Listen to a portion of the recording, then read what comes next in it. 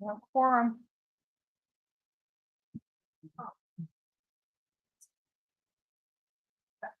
I'm not wedded to this, if any of you would like to do it.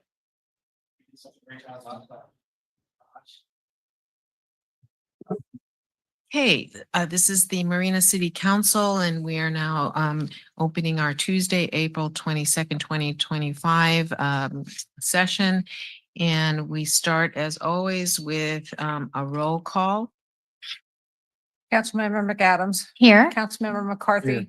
Councilmember Biala. Here, Mayor Pro Tem Vischer. Mayor Delgado. we do have a quorum, and so we will continue and oh, thank you. Let's see, now we need to ask our city attorney if there's any changes to the closed session items. Thank you, council member. No, there are no changes to the closed session agenda. Okay, and now we go out to public comment.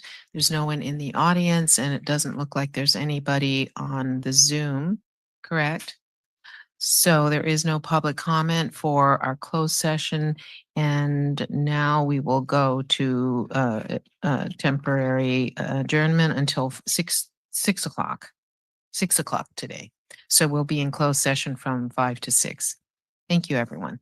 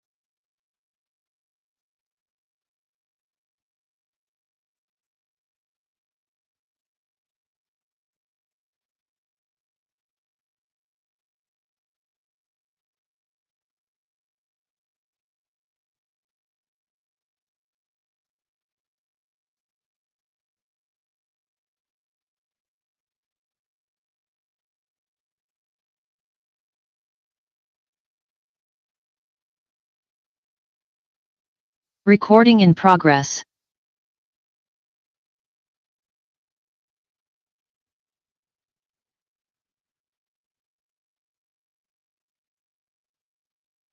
All right, we're going to go ahead and get started with our open session where we're all together in this room. We just came from closed session where we're in a very small room in City Hall.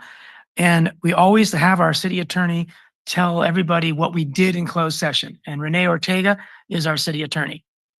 Yes, thank you, Mayor. So council did not take any reportable action in closed session, but did provide direction. And that's it. Okay, so this is a special meeting tonight. We're just going to talk about the budget and there'll be a place for public comment on the budget when we get to that place on the agenda. Typically, we have a presentation by city staff and then public get to tell us what they think about the issue. But there won't be any public, like we normally have, public comment on anything under the sun that's not on the night's agenda. So tonight is just about budget. If you don't want us to spend money on something, or you do want us to spend money on something, you will have a chance to give us those ideas or questions as soon as the staff is done presenting their presentation on the budget. So it's going to look like we're going to have a moment of silence, pledge of allegiance, then we'll go into the staff presentation, and then we'll go to public comment after the staff presentation. Okay? So if we could all stand for a moment of silence, Nevaeh, Bailey, Haley, and Iris are going to lead us in the pledge of allegiance after the moment of silence.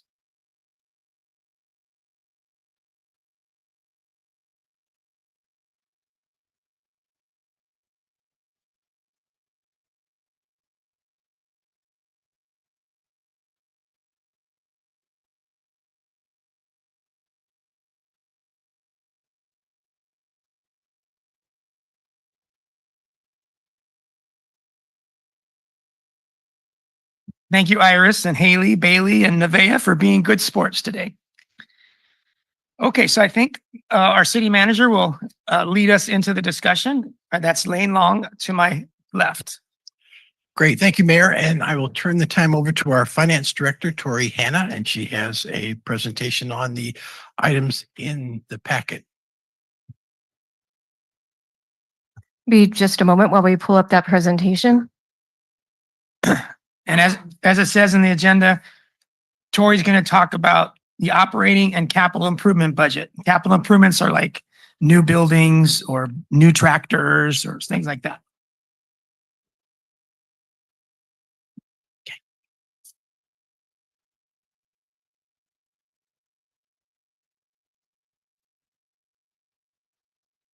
So this is like a budget workshop or a budget study session. And really, this meeting is just to review some of the key staff recommendations for the upcoming budget. This gives kind of an advanced time to see what the staff is planning to put in the budget and also to make any additional changes. The focus this evening is going to be on the general fund.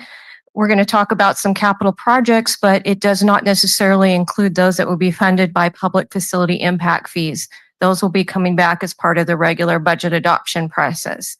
And also note that these estimates are preliminary at this point. We are getting very close to having the budget finalized, but as we go through this last process, we may find a few things that need to be updated as we go along. What we're seeking tonight is direction to incorporate staffing, capital outlay, and capital projects into the proposed budget. And the city manager is going to provide the updated consolidated projects list.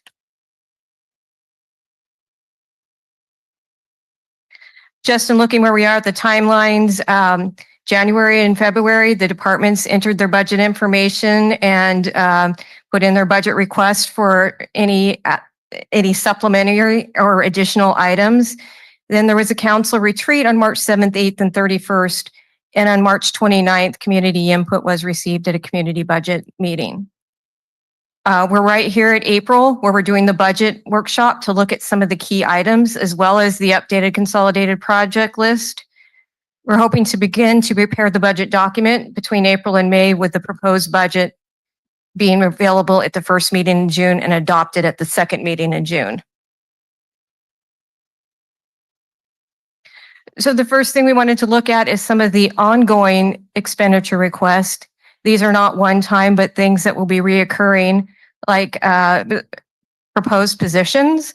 We are looking at adding 2 police officers, 3 maintenance workers, 2s, reallocating a maintenance worker to the airport, which would be an offset for that, and reclassifying associate assistant engineer to a construction project manager. In addition, there'll be some reoccurring cost, 15 additional flock cameras. This would be annually. We'd be charged $45,000. And the council is looking for more communication materials, including community quarterly mailings, social media. There's been $100,000 added. And subscription costs for an agenda management system, which is included as a capital outlay as well. These total proposed ongoing expenditures are approximately $765,000. One thing the council does is it looks to Resolution 2012-46 requiring adoption of a balanced budget. This is a preliminary balanced budget calculation, and the amounts that we have where ongoing revenues are in excess of ongoing expenditures prior to these changes is about, in fiscal year 25-26, about $377,000 or $409,000. When you look at what we'll be adding in each year, that's $749,000 or $765,000. We'll be operating at a net deficit, which throws us out of the policy requirements. Because of this, council can approve that and direct the city manager to go beyond that amount.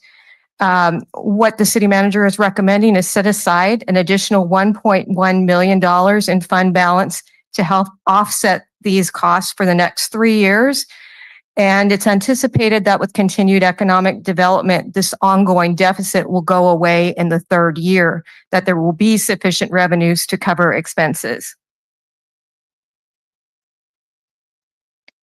Recommended capital outlay or one-time expenditures. These are not ongoing costs.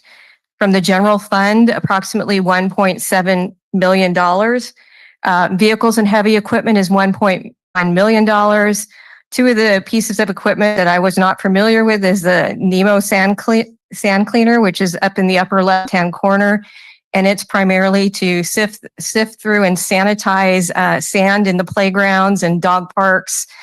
And also, there's various pictures of the multi-hog, multi-purpose vehicle, which is for vegetation management. And our public works director can provide more insight if needed when he comes up and talks about the capital program. Other equipment includes replace 4 outdated drones, an agenda management system, and one-time staffing or contract services, $200,000 for support for the inclusive playground, an information technology master plan, and for an overlap of the city clerk position. Our deputy city clerk is leaving, and that would give time to bring someone else in to understand and help with the record system, as well as learn the city's processes. Coming out of the vehicle and equipment fund, there's $200,000 for replacement flatbed trucks, as well as building division vehicles. These are monies that we've already set aside to purchase these vehicles. So at a certain point in time, we've collected the monies to replace them. So that is what's funding this. As we go through this process, we know we're looking at some police vehicles that may need to be replaced, and we'll be placing them as well in the actual proposed budget, but those will all be funded through the costs that have been collected. The Aquatics and Sports Center, we've talked about that previously at the council retreat and the budget workshop. We'll be using the unallocated fund balance from the for a dissolution fund to support that, as well as 2 years of the revenue and construction cost. We'll also be committing or transferring $11.8 million in general funds for a loan to help during construction, and that will be paid off over time. And also, what is new is we're putting in $600,000 loan to help fund the first full year of operating costs. There was a study done that shows the partial year operating cost and time to set up the sports center, and then a first full year of operations. I believe in the first year, it may be close to operating a $400,000 deficit because there aren't as many, there aren't really a revenue source started in the second year, about 200,000. Third year, it should be fully self-sufficient. And we'll be, and also in the capital improvement project fund, we would be defunding or taking funding away from a downtown interchange project for $1 million and also transferring it to help fund the Sports and Aquatic Center. And that will get us to the $42 million. Again, the estimated repayment schedule, it would take place through 2032-33 at a very conservative estimate. This could be repaid much sooner. We were seeing revenues coming in slow at the beginning of the year, but in March, they're starting to pick up. So depending on how quickly those revenues are received, it could be paid off sooner. In the CIP budget for the general fund allocation, there are 8 projects at $5.7 million. Includes 5 projects for streets and sidewalks, 2 for facilities, a traffic camera project, and also 2 projects we're recommending release of the funds. The city manager has indicated we will no longer be moving forward with those. That's the duplex housing renovation project and Los Arboles Court resurfacing. And with that, I'll transfer this to the Public Works Director. Mayor, can I make a quick, I haven't seen this presentation before. I don't think we have a hard copy. Is it online somewhere or on our personal devices or there's a lot of, if that's possible, there's a lot of information there and we went by. I did place it out in the shared drive. Yeah, for some reason the SharePoint's not working on my Okay. deal. So that's a whole nother issue. Maybe that's a budget item for website improvement, but yeah, if someone could email it, that'd be great. Okay. And then Tori, can we have questions now or we do all of them at the end? Yeah, let's kind I guess we don't know if a question is going to be answered by Ishmael. So if you could hold your questions, let's do Okay. that. There's only a few more slides.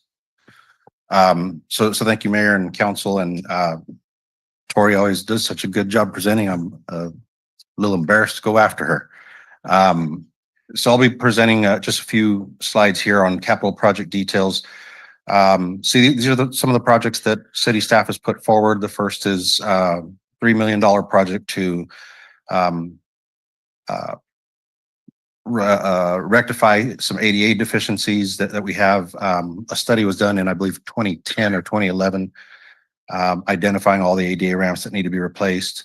And in addition, sidewalk infill. So areas where we have sidewalk gaps, missing sidewalks, we'll pour sidewalk, curb and gutter in there.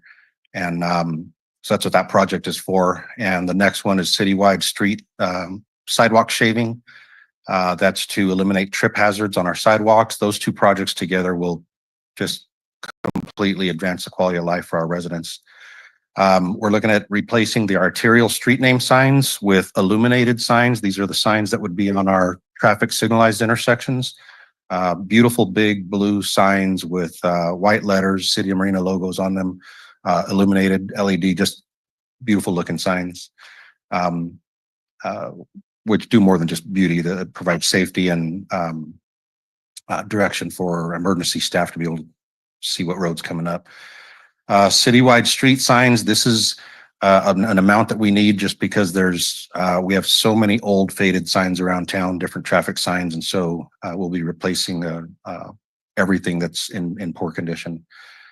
Facilities, capital projects, we're looking at a city hall generator. And we're looking at generation, power generation. This is some of the discussions that have come out of the 3 to 4 day power outage that we had back in December.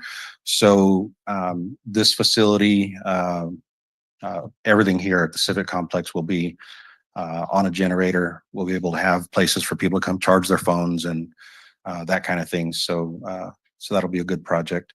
We think we can get it done for less than 500,000, but we don't want to be short on that. Fire station number 2, that's out at the airport. We'll be adding on to the engine bays so that we can have permanent protection for the new fire engines that we'll be receiving here in a couple of months. The other project is traffic camera upgrades. This is a 4-year plan. and this is to add traffic detection. It's I don't remember if it's laser or what it is, but basically it'll detect vehicles coming up to traffic signalized intersections, even in foggy conditions that we have here all the time. So it'll improve wait times. The slide that we just finished were projects that we had money for. So we still have some projects that staff submitted that are unfunded. There's a city hall annex modernization, equestrian center, caretakers building, equestrian center deck, equestrian center museum building, outdoor learning center for the equestrian center, fuel station. That is to upgrade the fuel station at the old corporation yard on Lake Drive. The new corporation yard gate motor. That was actually a backup motor. So we have a good motor now. So we felt that we could fund that, pull that off the list. And $300,000 for was submitted to replace and repair fencing around of our perk ponds. We have some parks projects that are unfunded that were requested. Blight removal is probably not a park project, but water bottle filling stations, Vince DiMaggio Dog Park, Vince DiMaggio Park upgrade, and Vince DiMaggio playground equipment replacement. As Tori mentioned, the projects we're discussing tonight are funded by the general fund. There's still some park impact fees that may fund those parks projects, and that'll be brought back to you later. Additional unfunded projects, Cypress Knolls Master Plan, Army Chapel, Teen Center Expansion, Lock Pad and Park, Asian Garden, Vince DiMaggio, Lock Pad and Bridge, Trail System for the Four-Tag Trail, Lake Court, Beach Access Trail, Arts Village renovation and access. This is the, to finish the Arts Village, the stabilization project will happen. And Preston Park upgrades. I think Tori has a little bit more, and then we'll open up for questions. Just very quickly, if all of those items were funded, we're estimating approximately over the 2 years that we'd be arriving with a $2.5 million fund balance. And when funded emergency reserve levels at 20%, that would be somewhere close between $7.6 and $7.7 million. The $904,000 contribution to bring the reserves to that level is included in that calculation. A couple of things to just remember: we're going into a period with economic uncertainty, and that $2.5 million could help us there. Otherwise, our only resource would pretty much be our emergency reserves or our pension stabilization fund to reduce that. And after those capital improvement funds are used, there'd be a $188,000 fund balance. And that was my final slide, and I'll turn it over to the city manager for the consolidated project list. So this might be a good time to pause and take council questions on this part. I think the consolidated project list is kind of a separate topic. Okay, so council is only for clarifying questions, not for other questions. Most of our questions are not clarifying questions. So first we go to the public.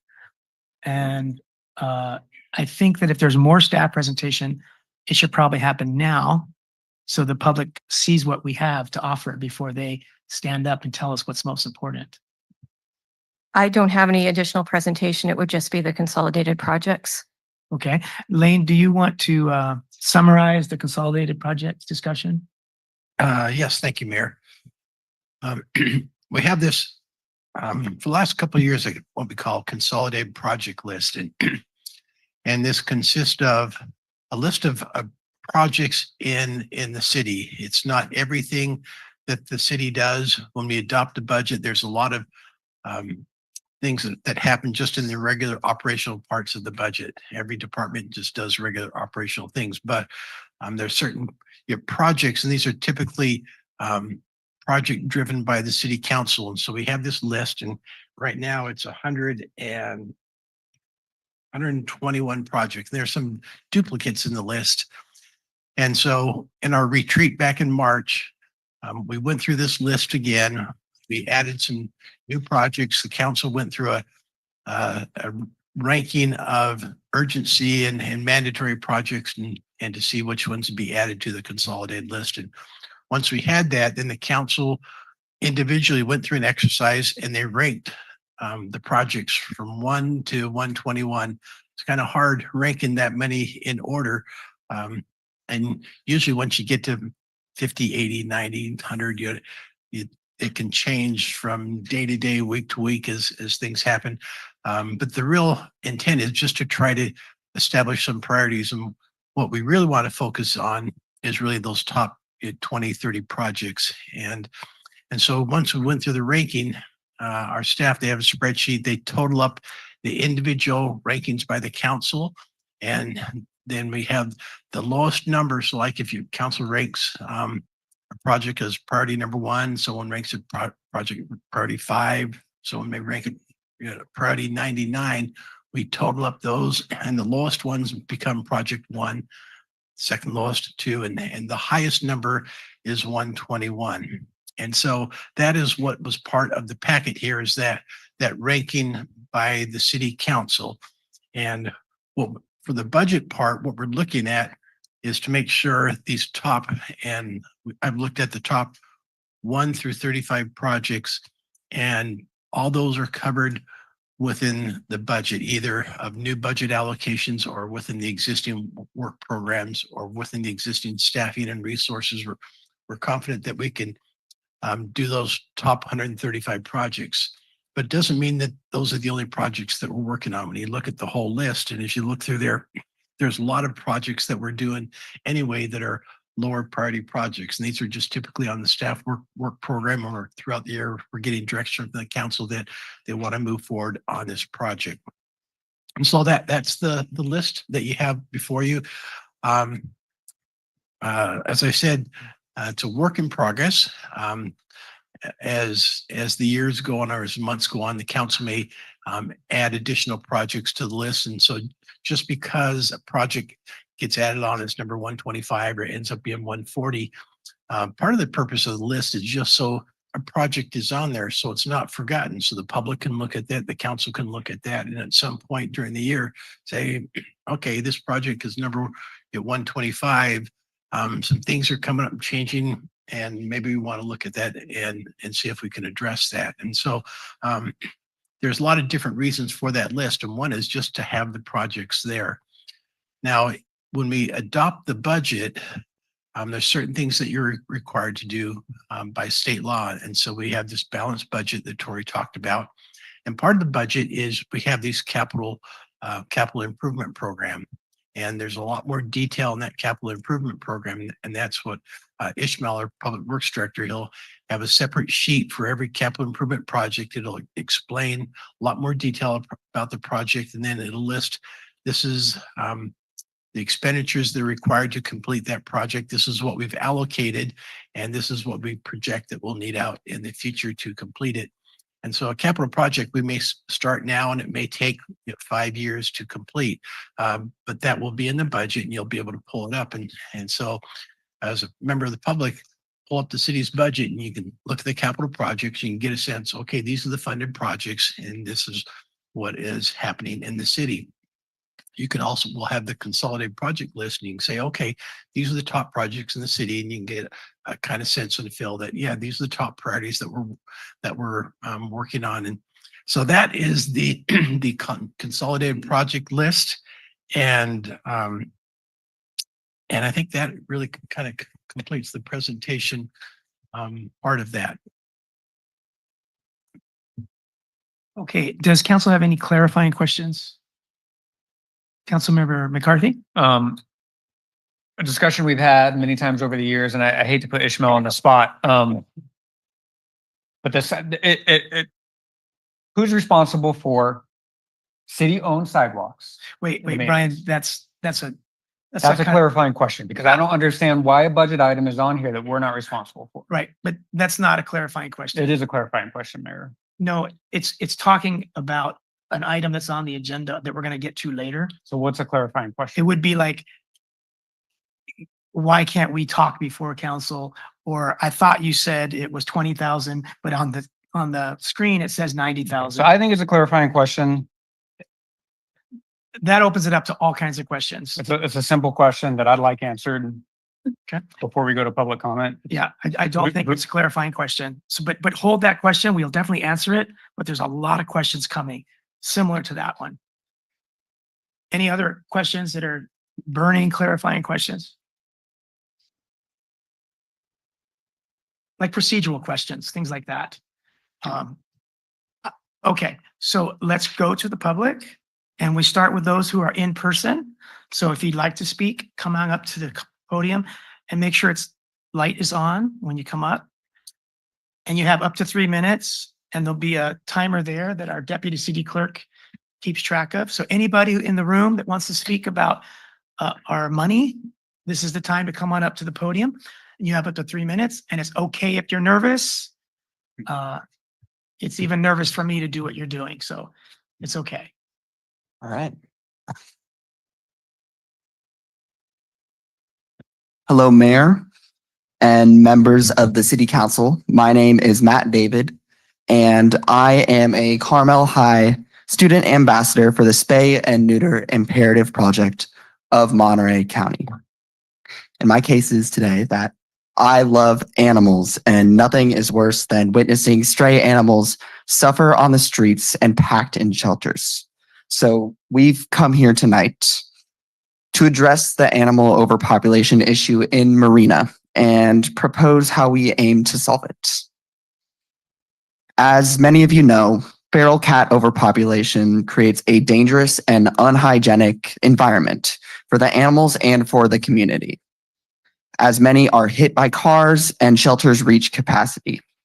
Sadly, they are left starving, injured, and don't live very long, or are euthanized to make room in shelters, which is absolutely heartbreaking.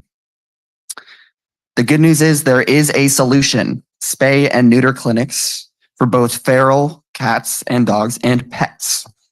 My club at school and I have poured hours of our time fundraising and volunteering at these clinics. So we have witnessed firsthand the positive impact spay and neuter has on the local animal population.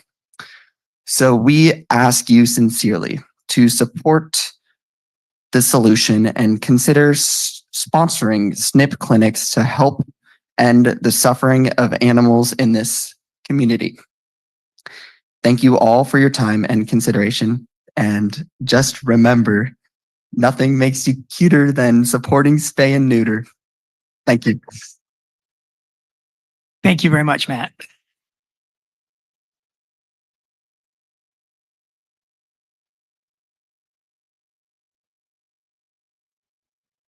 Hello, my name is Julia and I'm a freshman at Carmel High School. The solution is spay and neuter. For example, the Spay and Neuter Imperative Project mobile unit can come to the city and offer affordable spay and neuter services for the citizens of Marina. In 7 years, one unspayed cat and her offspring can produce a large number of kittens, with estimates ranging from 100 to 4,200,000 kittens. The shelters cannot hold all of these animals. Even domesticated cats that are not properly spayed can add to this problem. Keeping your cats inside or watched is simply not enough. The SNP bus can drive to Marina every month and help these cats off the streets. Seaside has already started funding, but we need Marina's help too. Please find it in your budget to help fund the SNP bus. Thank you, Julia. Is it Julia or Juliet? Julia. Thank you, Julia. Hello, Mayor Delgado and City Council members. My name is Allison David, and I am here tonight representing a solution to a problem a Marina resident has brought to the public's attention via the Nextdoor app. Marina is dealing with an overpopulation of animals, specifically cats, As I'm sure you're aware, the overpopulation of cats leads to a plethora of issues, which include the destruction of local residences' properties and animal waste issues, which are not only unhygienic, but also create a disgusting smell. Thankfully, we are very fortunate that here on the Monterey Peninsula, we have the Spay Neuter Imperative Project, which offers the SNP bus, a mobile spay neuter clinic that can come to your community. The best way to cut down on animal overpopulation is spay and neuter. One unneutered male cat, even if he's somebody's pet who goes outside, can impregnate multiple female cats daily. Each cat can carry up to 8 kittens. You can see how quickly that turns into a massive overpopulation issue. The good news is the city of Marina has access to a solution by allocating funds to sponsor a mobile SNP bus clinic. The cost of a clinic is $5,000, which includes the spay or neuter and 2 vaccines for up to 30 pets, making the city safer for all residents. 4 as well as 2-legged. That means less dying, suffering, and dead animals you'll see on the side of the road, and less explaining to your little ones in your life why so many cats and dogs don't have homes and why the one over there looks hurt and there's no one to care for it. And what a wonderful life lesson to model for the children of this community, that you can come together to help solve a problem. And again, here on the Monterey Peninsula, we're extremely lucky to have access to the SNP bus that will bring the spay neuter clinic to your city. You don't have to reinvent the wheel. It is already in place and ready to go. The only thing that needs is sponsorship per clinic. We are asking you today to please consider the SNP bus in your budget. Let's show the residents of Marina that we can work together to get this problem under control. Thank you. Thank you, Allison.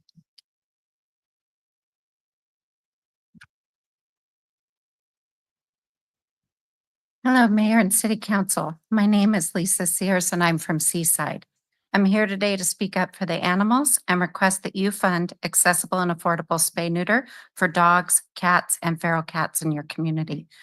I volunteer to fill our monthly SNP bus clinics in Seaside, and we receive as many calls from Marina as we do from Seaside, but unfortunately they are not eligible for our clinics since they're city sponsored. The reality of these economically shaky times is that not everyone is so privileged that they can afford $500 to $1,500, which is what it will cost you at a regular vet's office to get your pets fixed. SNP bus is the answer for helping these folks be responsible pet owners. My community of Seaside is having incredible success with lowering animal overpopulation with a 3-part plan that would also serve the city of Marina well if you adopt it. Seaside has partnered with SNP bus since 2019 in order to bring low-cost spay neuter to the community. This has helped the city see a decrease in intake at the SPCA, which also includes a reduction in costs associated with monthly charges paid to the SPCA by the city. Here are the recommendations to work towards services that are in line with what Seaside is doing to curb animal overpopulation. 1, pass an ordinance requiring spay neutering of cats at 5 months and dogs at 6 months, and breeding licensing fees of $1,000 per animal. As well, we can supply the verbiage for all of this from Seaside's ordinance.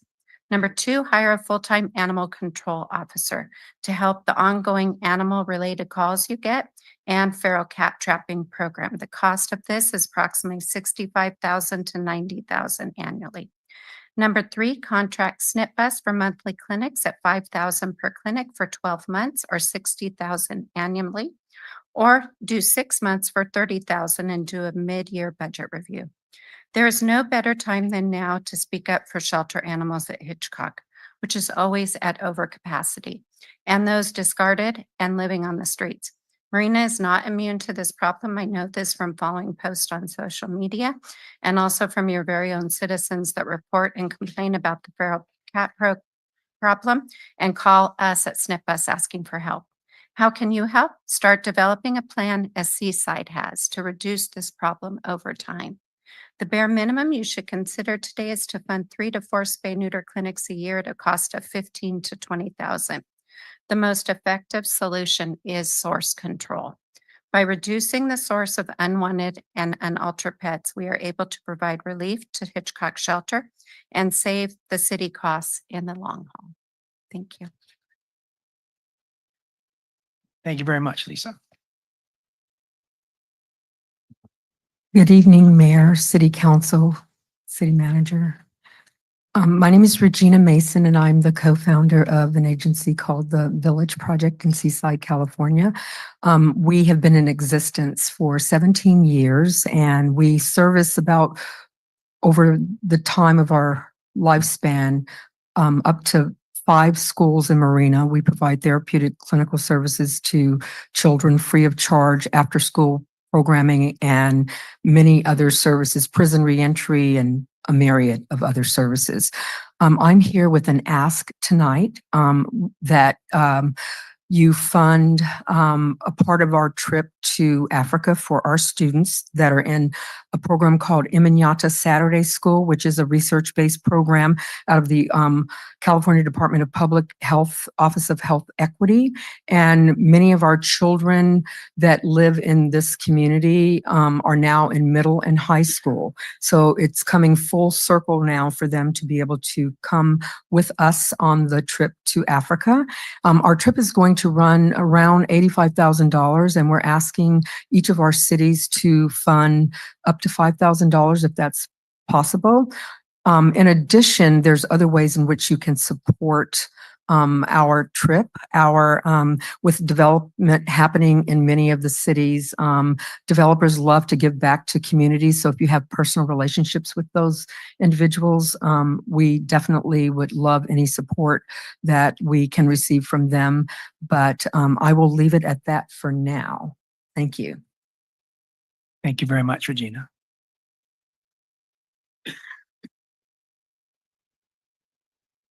Good evening, Mr. Mayor, members of the City Council.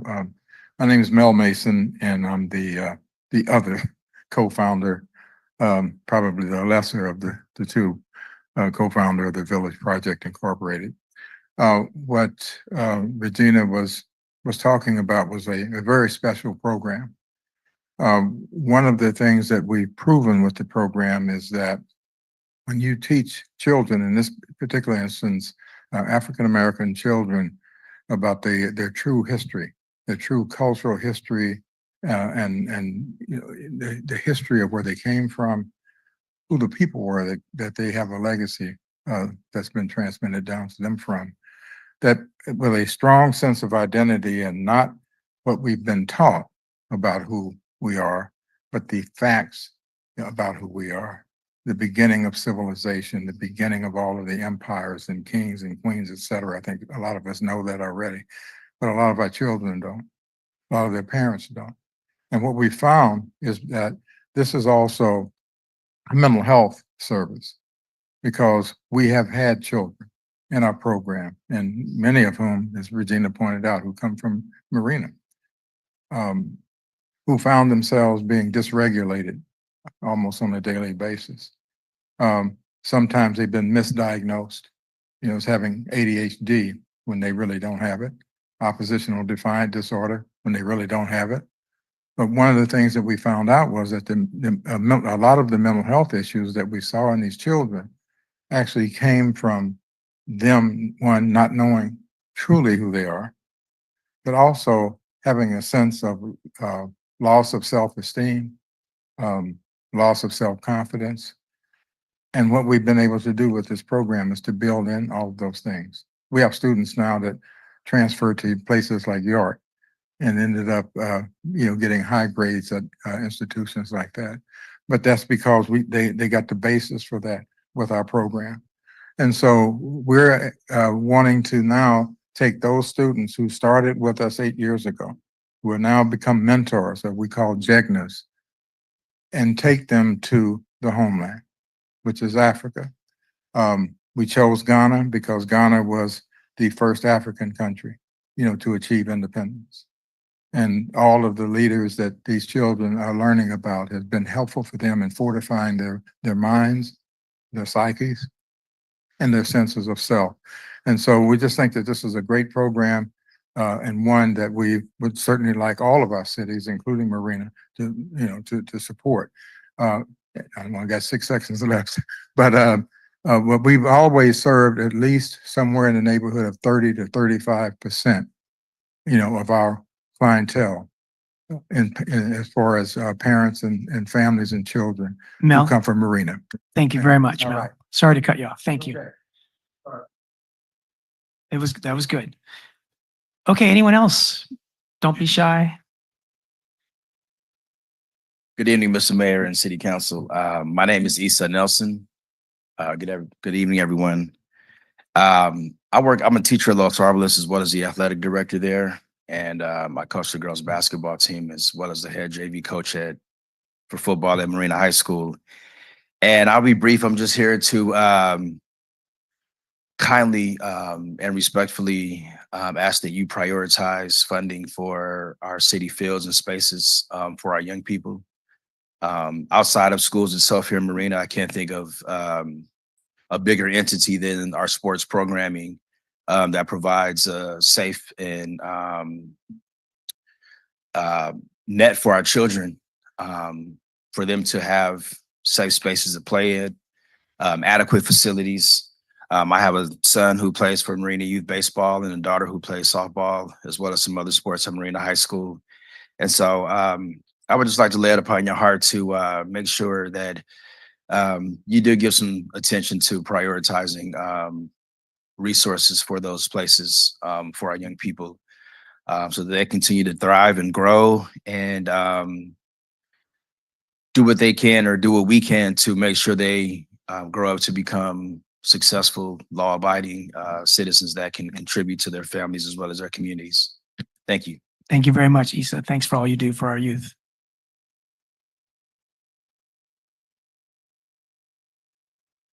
Good evening, Mayor, City Council. My name is LJ. I do want to first say I do speak in support of the Village Project and the coach. I think our youth, it's important to support our youth, and our youth is our future. And so we saw that with our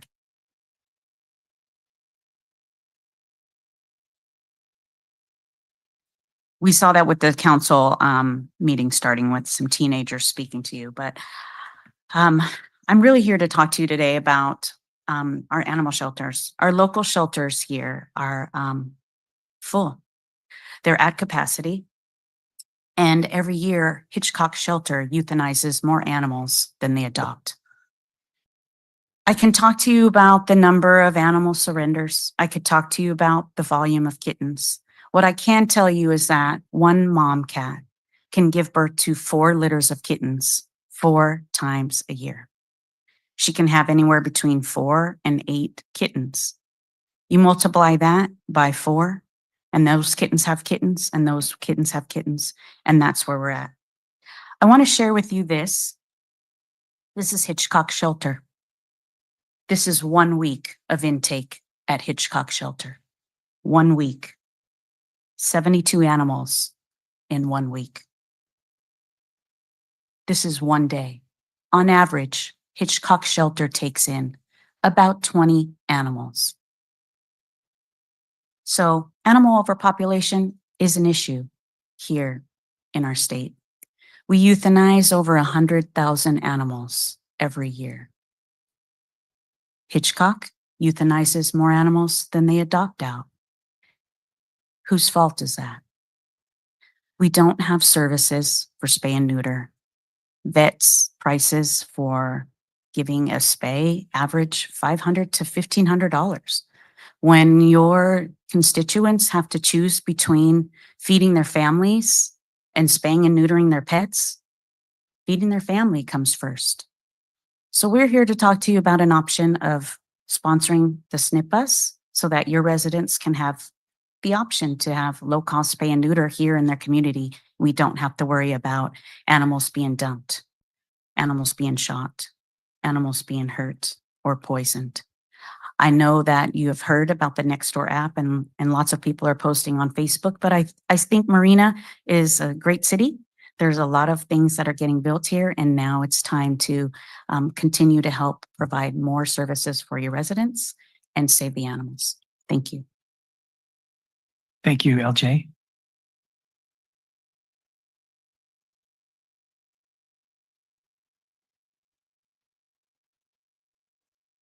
Hello, my name is Fred Nelson, and I just wanted to say that I was encouraged to see some measures aimed at reducing homelessness on this budget. I especially was encouraged by the employee home buying program and the second homes database and tracking. These seem like really concerted measures aimed at housing people, and I think those are really great.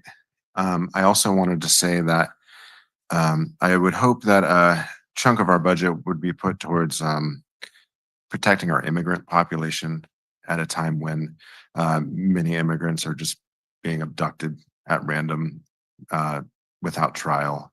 I think this is an emerging crisis that will come to Marina, and I think it's something we need to be prepared for so that our community isn't torn apart by it. Thank you.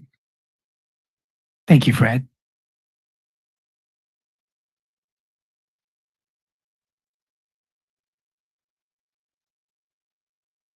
Good evening, council, staff, chiefs.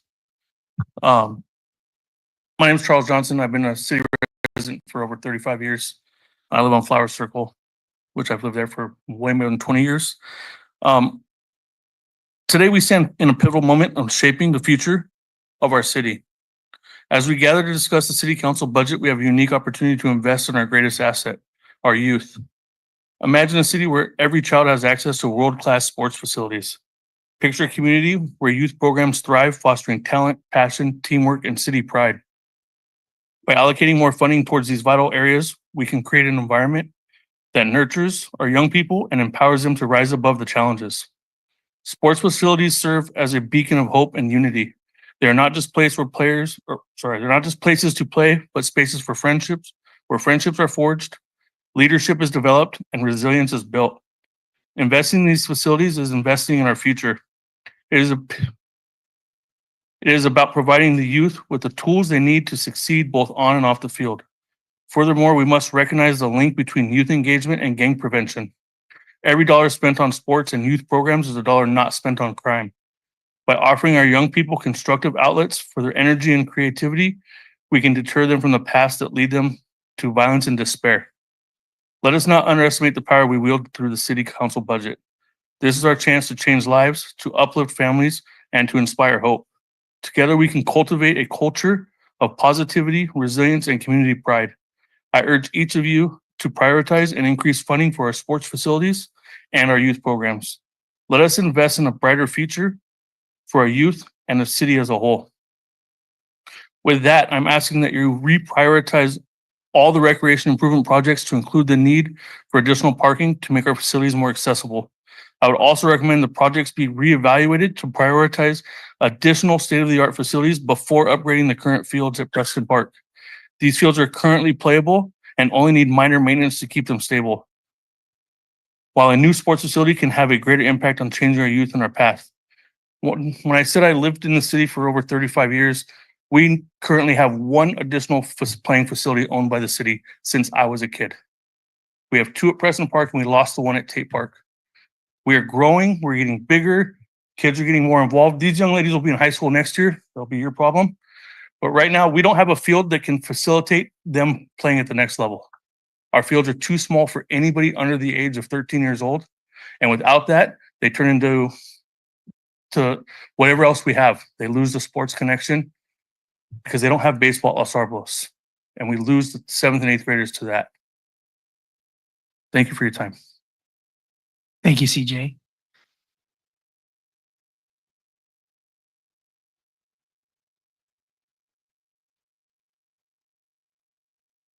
Well, I'm Stephen Bailey. I'm the vice president and baseball director at Marina Youth Baseball and Softball. I've been here for over 5 years. I've also coached at Marina High varsity girls soccer and coached in the program of youth soccer.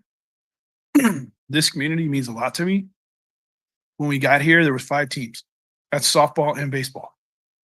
Now we have over 300 players. We also started this year the first champions division in the entire Monterey County. There's not one all the way up to San Jose. So these players, they get to play for free. They have wheelchairs, they have autism, they have epilepsy, they have all kinds of issues. Not issues, but health challenges. There's no place for them. So we have a place for them. I funded the first check for this program with my business. We got generous donations to help out with this, but we do not have the fields to keep this growing. That includes the youth.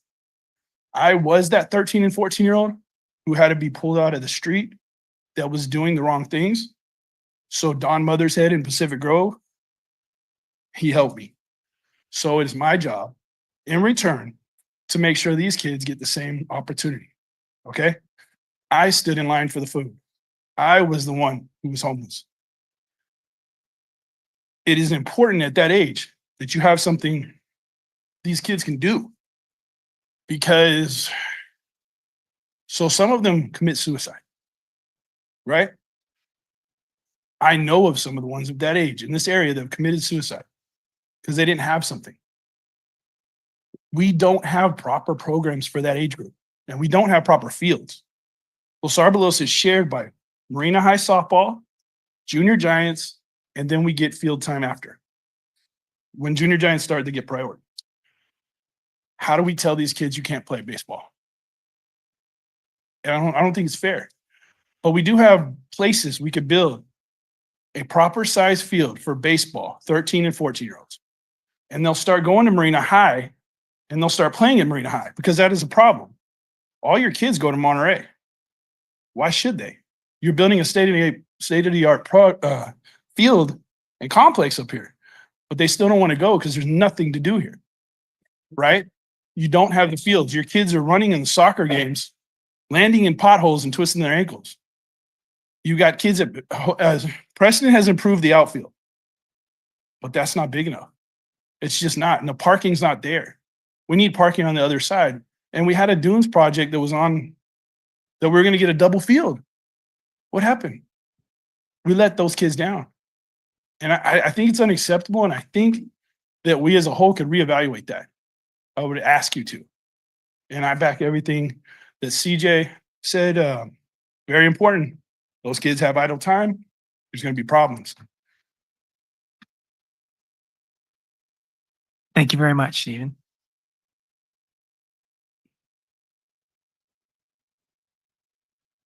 Hi, my name is Carrie Burley. I am a longtime resident of Marina. I've been here several times begging for the same thing. Years ago, I was on the sports advisory board. I was promised sports fields because you guys were taking away Tate. That never happened. We lost every field.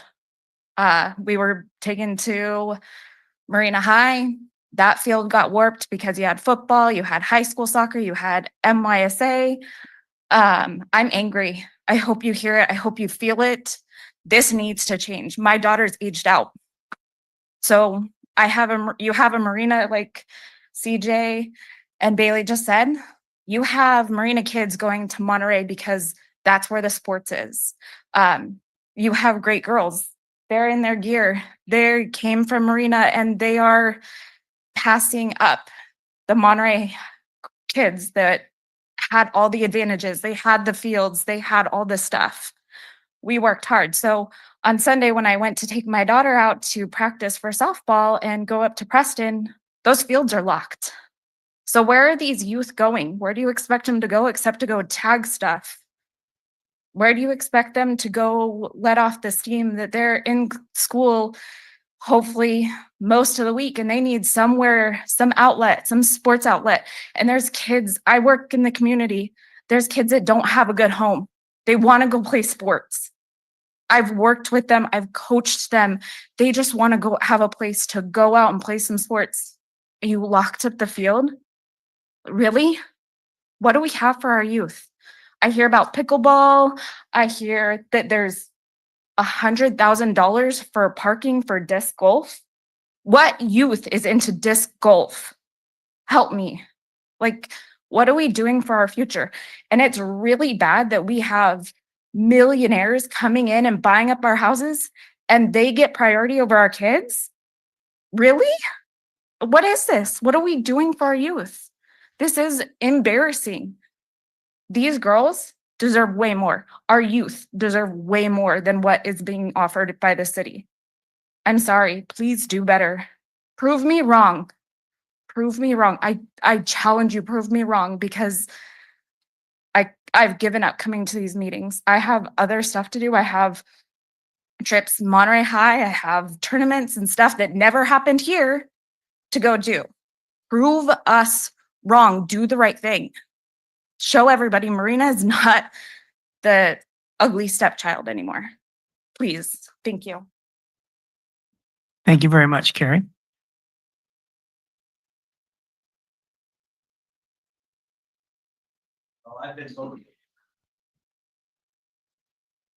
My name is Jeff Smith. My wife, as Mr. Delgado knows, has been here for 45 years.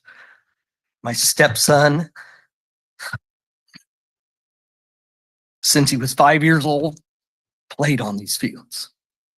I've watched him play, and I was up at the field at Los Arbalos on Sunday painting the backstop because nobody's going to do it. I talked to Ron, who I've known for a long time. You don't have to do that, Mr. Smith. Who's going to do it?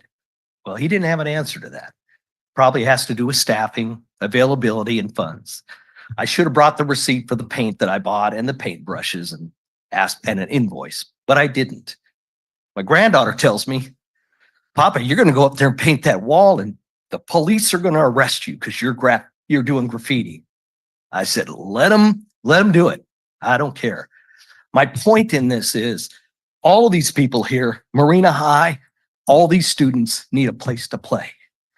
I used to think before my stepson Alex played, man, there's a lot of fields, but boy, have I woken up to it. There's not enough field. I mean, we go up to the field on Sundays, me and my granddaughter, because it's the only time you get a chance to play. Used to have tournaments up there, baseball tournaments and stuff like that. That's all gone away. These people here, CJ and all of them, they're the up and coming parents. They're the ones that are going to be coaching our kids. I can't do it. I'm 63 years old. I've been asked to, but I don't have enough time and energy to do it other than paint walls. I've shoveled sand up there. There's sand coming down the hill. I asked Ron, hey, I'll go over to Mr. Scudder because I know him pretty well, ask him for a donation. I'll go buy the wood and I'll put it up there. Ron says, nah, don't do that. We'll get to it. It's nothing against Ron. He's doing the best he can with what he's got. You all are. But listen to these people. I know there's cycles where families come and go, the kids drop off and they pick back up. But right now, we can't get enough coaches. We can't get enough teams put together with all the kids we have because we don't have enough fields. We really need to focus on that. That's all I have to say. Thank you. Thank you, Jeff.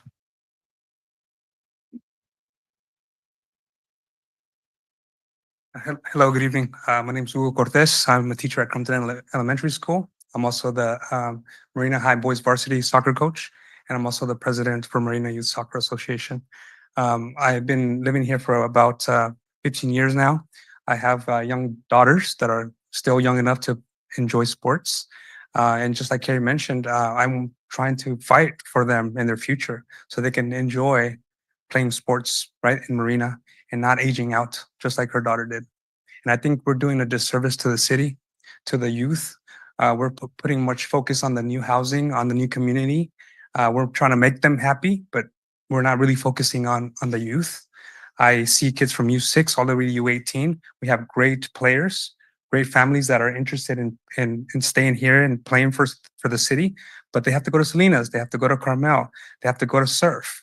They have to go and branch out to different areas because we don't have the resources. I don't know if you've ever played sports before, but it's a beautiful thing. You build character, you build relationships, and it's just youth development in general. And I think we need to really focus on that and not ignore that because we're doing a disservice to the kids. And like I said, we have in Marina Youth Soccer Association, we have about 500 players right now that play in the fall. But if we have the proper facilities, we can definitely provide maybe a full year of soccer. Football is growing, and you can see it everywhere. So please don't forget about the sports, the fields, the young families that are coming up because it's a need. Thank you. What's your name, Julio? Hugo. Thank you, Hugo, for mentoring, coaching all of our children. Anyone else? Don't be shy. Just step up to the podium. Let us know what you're thinking. Use Carrie as your model of inspiration. Okay, nobody else in the room? All right, so we'll go online, and first off, we'll go to Grace Silva Santella. Hello, Grace. Welcome.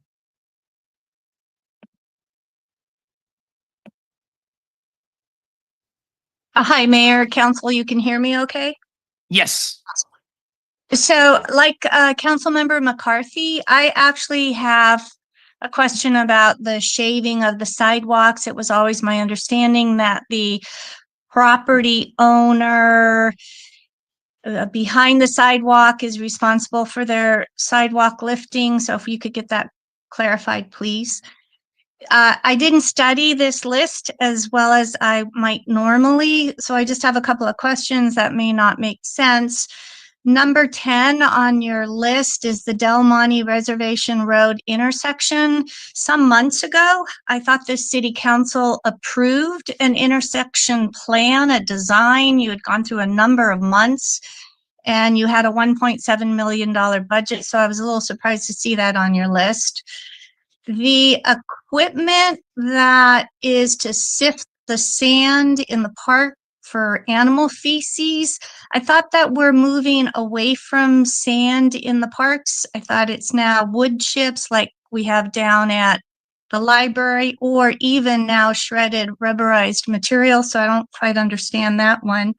I have to wholeheartedly agree with the parents who have been speaking about the lack of ball fields. And I think that moved up on your list, in your top 15, something should get pushed down, is the completion to its fullest extent, the Preston Park ball fields. And perhaps what we have to do, since Sea Haven has not even been begun, aside from some playground equipment that's been approved, the design of it, can that park, put on hold for I don't know how many years now, be reconsidered for some ball fields in that area? And I think that's pretty much my questions primarily. Oh, I'm sorry. And one other thing, I would appreciate and ask that you move up in your list Hillcrest Civic Center, given how many children are serviced after school, during early school, and the number of large events we have at Civic Center, including the recent Easter event. I think that Hillcrest Civic Center warrants your top 15 list and should have its bathrooms gutted, its kitchens gutted, and those would be my priorities and some of my questions. Thank you. Great. Thank you very much, Grace. Let's go to Brad. Welcome, Brad. Good evening. Thank you, Mr. Mayor. Good evening. This is the public comment section, I assume. And Yeah, on the budget, right. well, I just have something that's much more generalized, if you can indulge me just for a few It has to relate to the budget, Brad. Well, it does relate to the budget because it relates to city council people and their representation. My concern is 2 weeks ago, I put out an invitation to speak to all, collectively or individually, city councilmen, to all the city council. You and I sat together for 4 hours, and I really appreciated that you did that. The other council members, I have not heard one word from them. My concern is you're discussing the budget tonight. I have no idea what they're thinking about. They're supposed to be representing the community. That's why they got in. And I will remind people, 2 of the council people there were unelected. So you Okay, have Brad, 2 I'm going to unelected interrupt. council people. Brad, you're out of But order, Brad. I would like Brad, to- you have to stand down. I've talked to the city manager and he agrees you're not talking about presentation. Well, the city manager has not gotten back to me either. Brad, I know, but He this has is not the forum, returned Brad. my calls. The Brad, public you works have to director stand has down, not Brad. returned my calls either. Please, Brad, please Thank get in you, order but or we're going to have to please mute you. Have them Brad. return my calls, please. I'm sorry, Brad. And we are sorry when we have to cut people off, but we have Point of to, order. we have to Mr. Mayor. keep order. And I appreciate what you're saying. Sometimes it's just easier to let people speak, and I appreciate the criticism. And unfortunately, our city attorney isn't here, but if we were going to take a vote, I would vote to just let him finish. And, I understand he's criticizing me, but It's a point of order, but it's not well taken. He was not within. Okay, I'd like to take a protocol. vote just for the record and have the council, speak to what they want to do on that. Okay, before we go to a vote, let's ask our city manager how this is supposed to be handled. Normally, our city attorney would help us through this. Lane, there was a point of order that I ruled was not well taken. And what is the process that we use at this point? So typically at a regular council meeting, we have a part for public comment, and that's scheduled on the agenda, and public can talk about anything that they want. But after that, comments are on the agenda. They're limited to the comments on that item. Now, this is a special study meeting, and on a special study meeting, it's not a regular meeting, and so we don't have a regular comment period. People can talk about anything they want in the budget. And so all the comment really has to be related directly to the items on the agenda. And I'll add that if we make an exception here, then anytime someone wants to speak off agenda, we have now said, well, we let one person do it. Why can't this other person do it? So we have a long-standing adhesion to our protocol that public comment during these kinds of matters have to be on the matter. Can I add just a comment of my own is that, as you know, we're in litigation now because someone's accusing us that we violated their First Amendment rights. This individual is claiming that this is related to the agenda. I can't speak to whether it is or not, but he feels it is. And so. Right. So it was your job to bring up point of order, and it was my job to rule on the point of order. So let's continue. And let's go to AP. Or So sorry. I challenge the chair, I guess. Again, I just would like to be on the record as each council member saying how they feel about this. Right. Before you do that, city manager, what's the proper thing to do in this case? I'm not clear on a point of order. Sorry, I'd have to have your I attorney. believe here on that. parliamentary procedure would require just a vote on to challenge the chair. So whether the challenge is upheld or not. Yeah, well, Lane is the best person in the room for our parliamentarian, and he's not sure. So I don't want to do anything that's not correct. And I don't trust me, and I don't trust, anyone who's not trained to be our parliamentarian. Go ahead, Councilmember McCarthy. I'm so sorry. McAdams? Thank you, Mayor. I'm wondering, can we just maybe allow the gentleman to finish his time and ask that he stay on topic? Because I feel uncomfortable interrupting as well, but I also understand wholeheartedly where you're coming from. I think that's a good compromise. But I would like to give the gentleman an opportunity to finish his time. Okay. Councilmember- With the preface that, to please, we're discussing budget. Right. Councilmember Ayala? Thank you, Jim. I agree with Mayor's comment, and I think it is off topic. And I think that, you have ruled in many times when people go off topic, and I think it's appropriate. So I would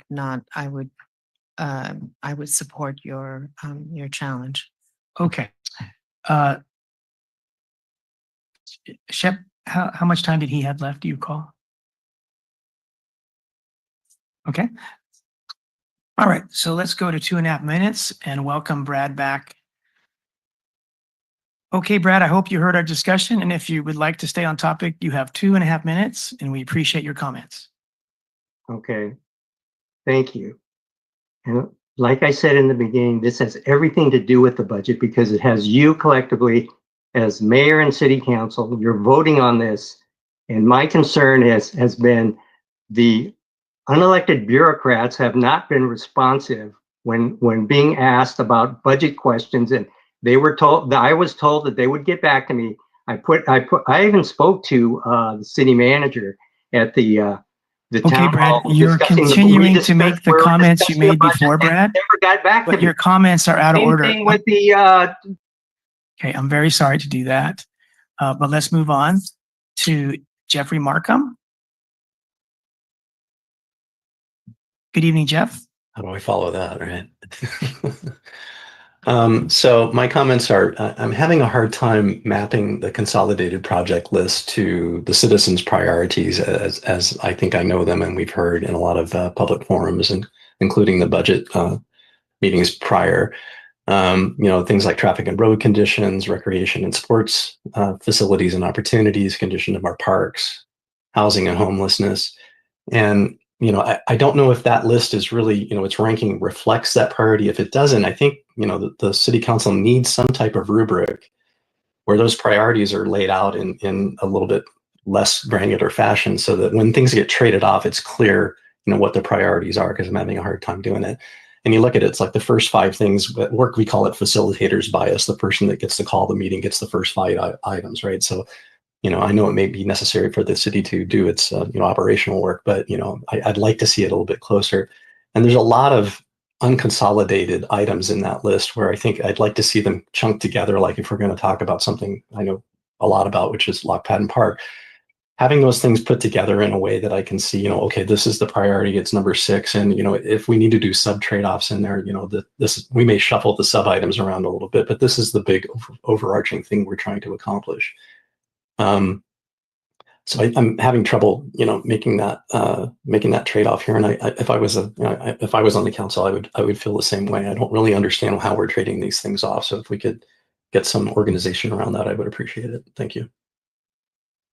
Thank you, Jeff. Let's go to Denise Hurley. Welcome, Denise.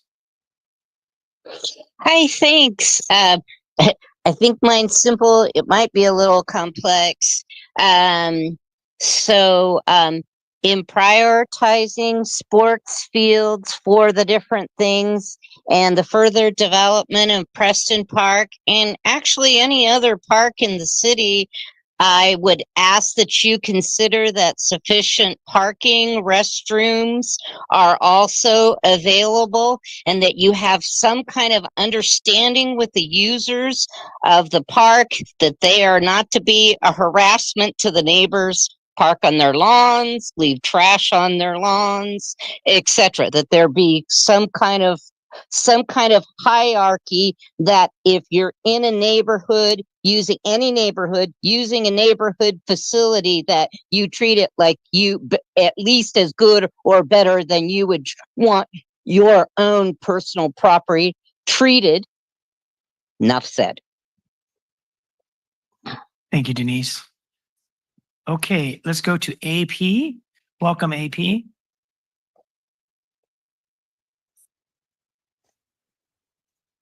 Hello.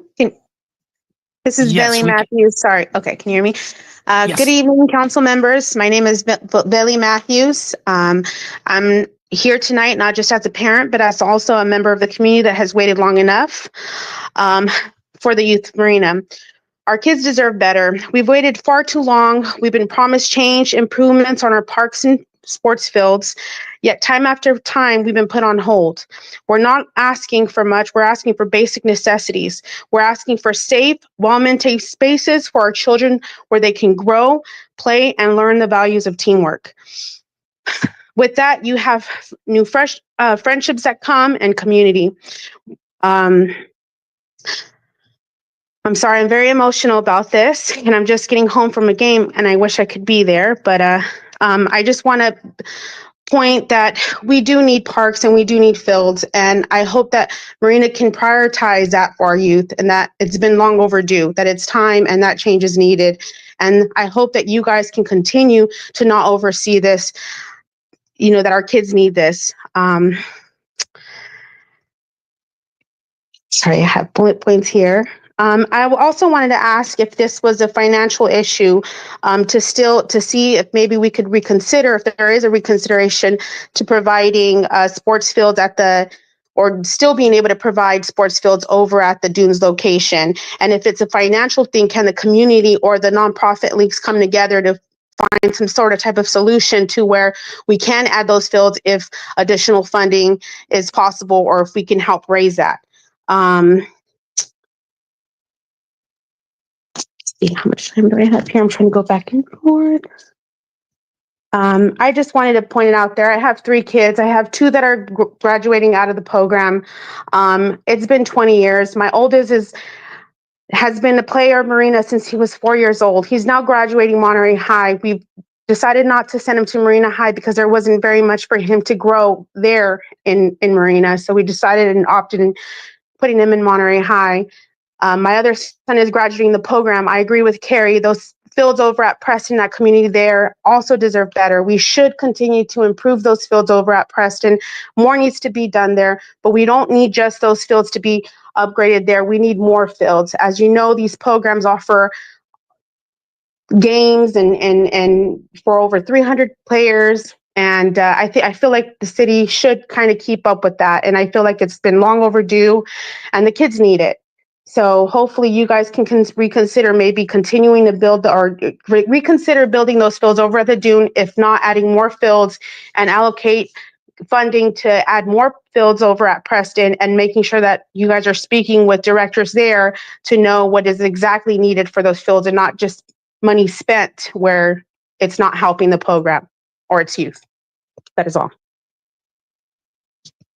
Thank you very much, Feely, for all you and your family have done for sports and other youth initiatives. Okay, anyone else remotely want to raise your hand if you haven't spoken yet and wish to do so before we close public comment? Okay, we'll go ahead and close public comment. I think we can all agree that we just had a good caliber and diversity of comments. So we, the city council and staff, really appreciate that input. What we do is we answer questions that have come up. And if council wants to address any comments that come up, we can do that as well. So I'm looking through my notes for questions. We'll do that first.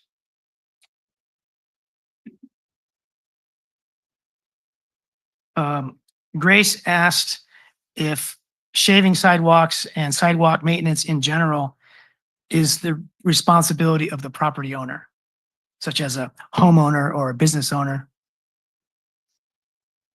Yeah, I can answer that, Mayor.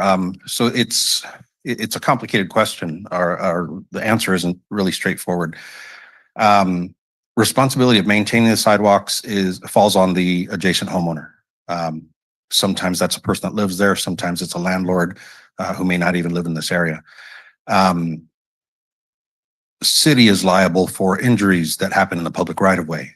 So if somebody reports to us, or if we have actual knowledge of a trip hazard on a sidewalk, we must act one way or another.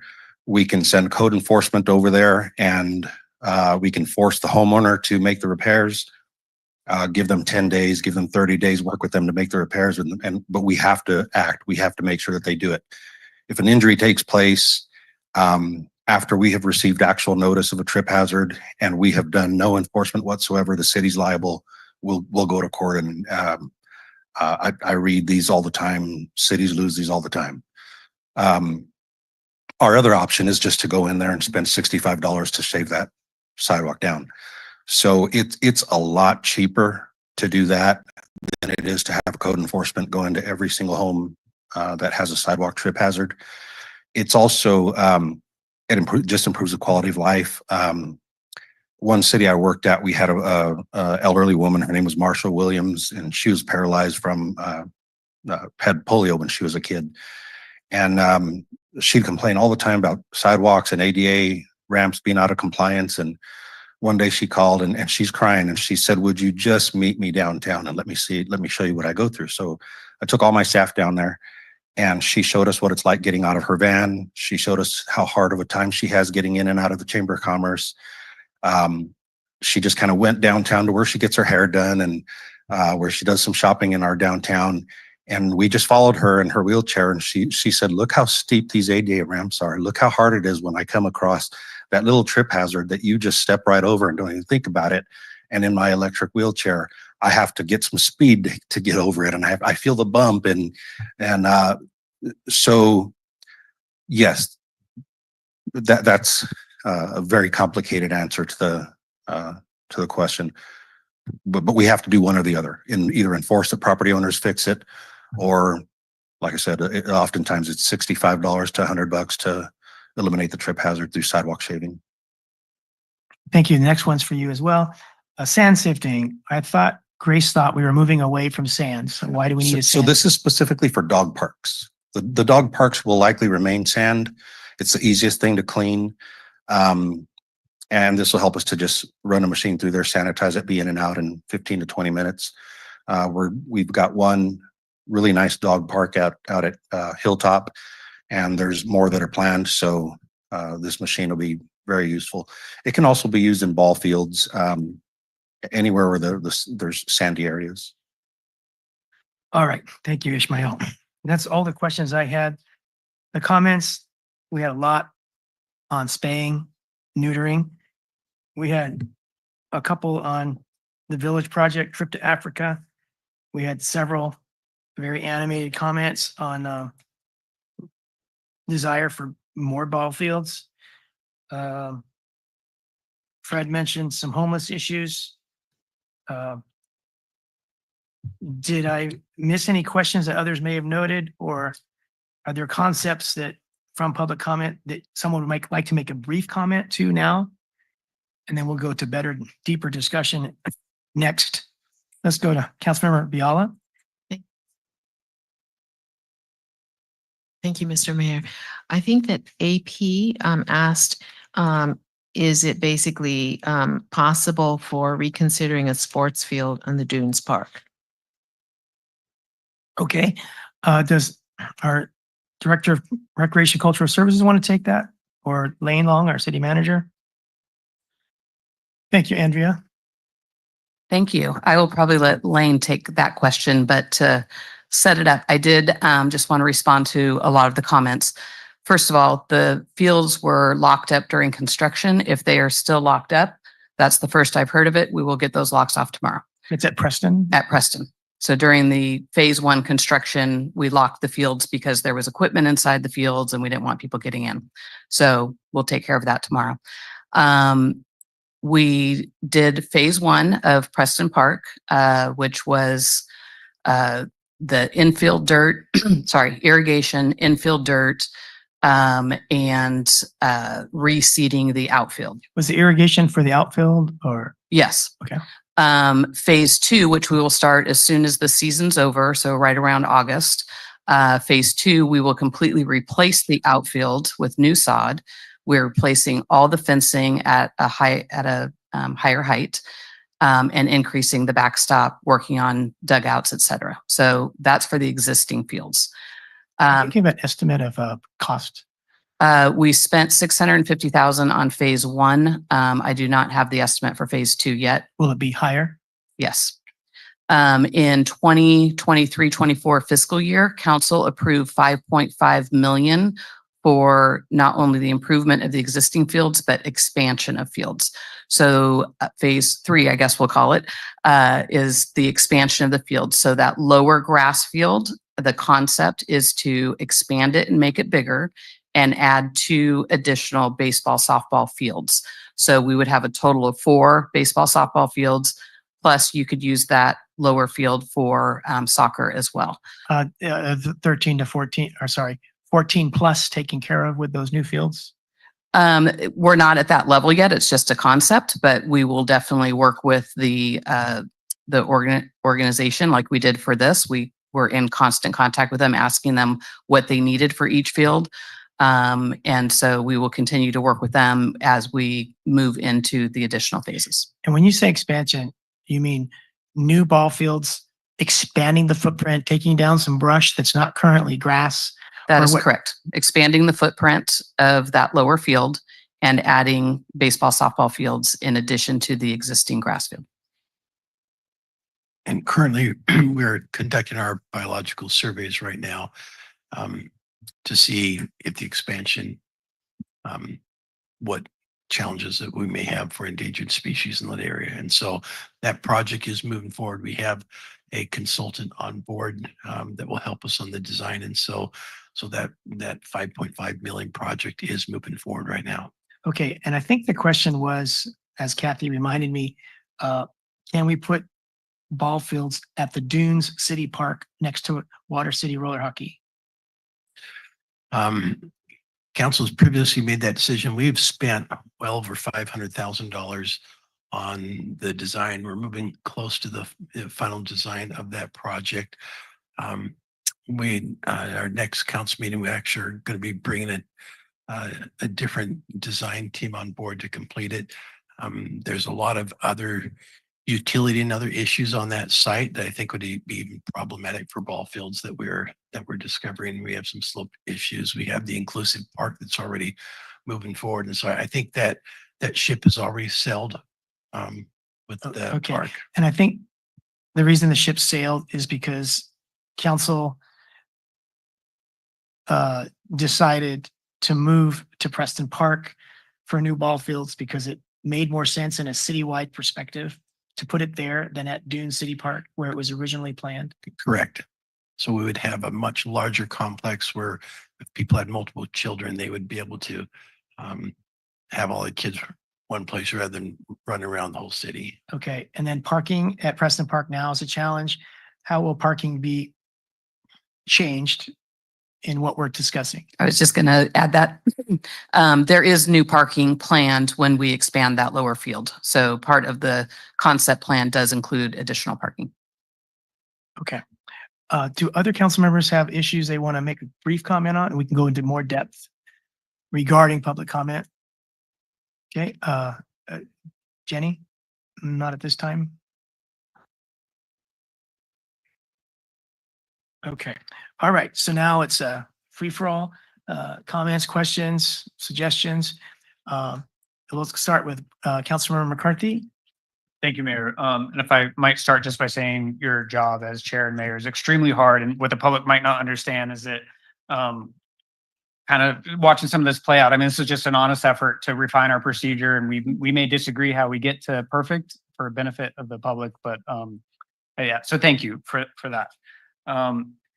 So in regards to the streets, the reason I brought this up is I think if there was an item like water infrastructure that was on our property, that was on this budget, we would ask clarifying questions. Why is this our responsibility? And to me, it's very similar, right?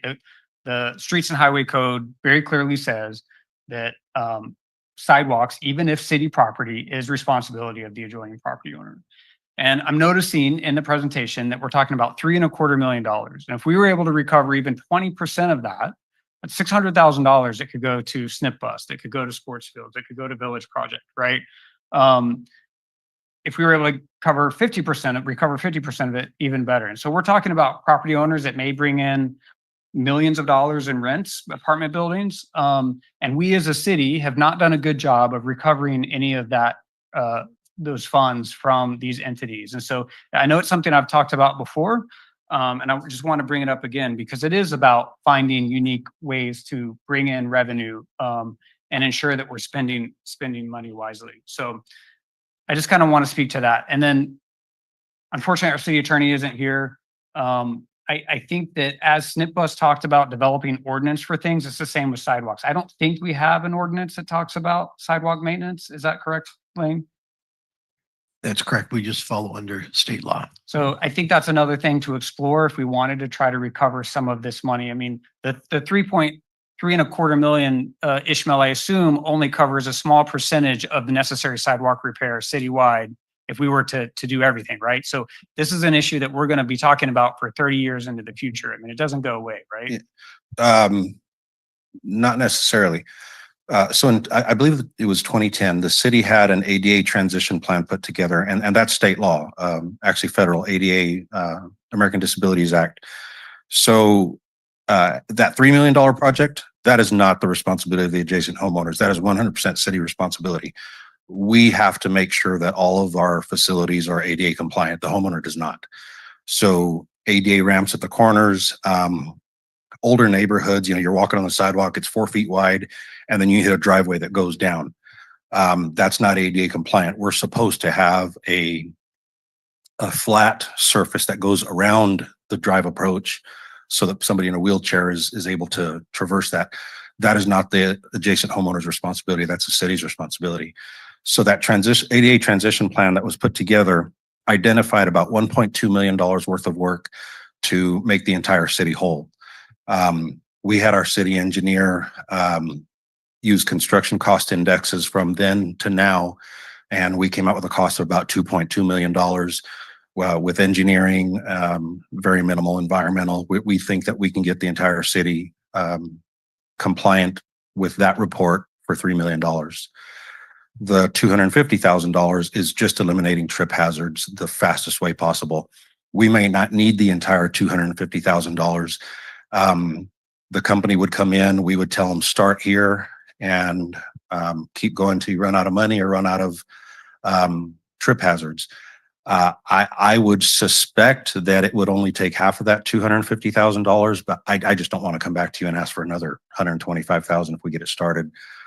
Those trip hazards, we do have the option of requiring the homeowners to do the work, but you're going to spend more than $200,000 in staff time and headache to try to get it done.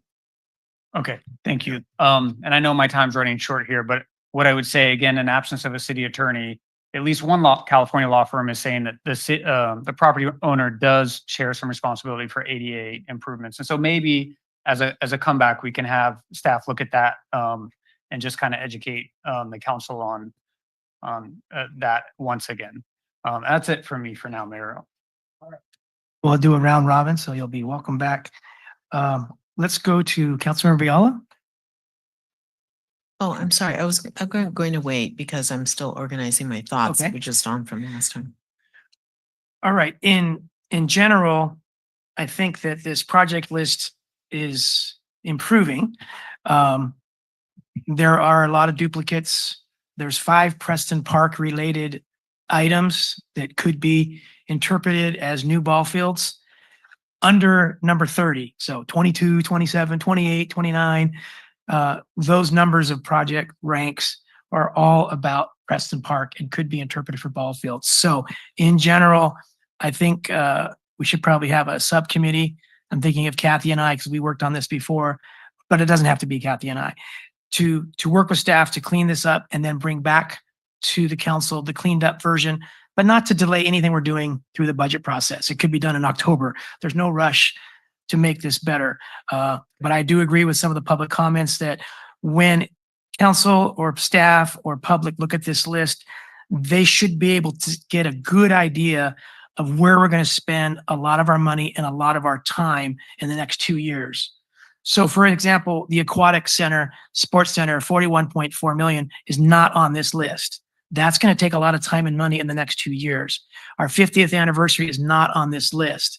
The Dune City Park and the inclusive playground are not on this list. Obviously, those are going to be big time uses of staff time and then our money over the next 2 years. So there's ways for this to be improved, but it doesn't have to delay anything we're doing.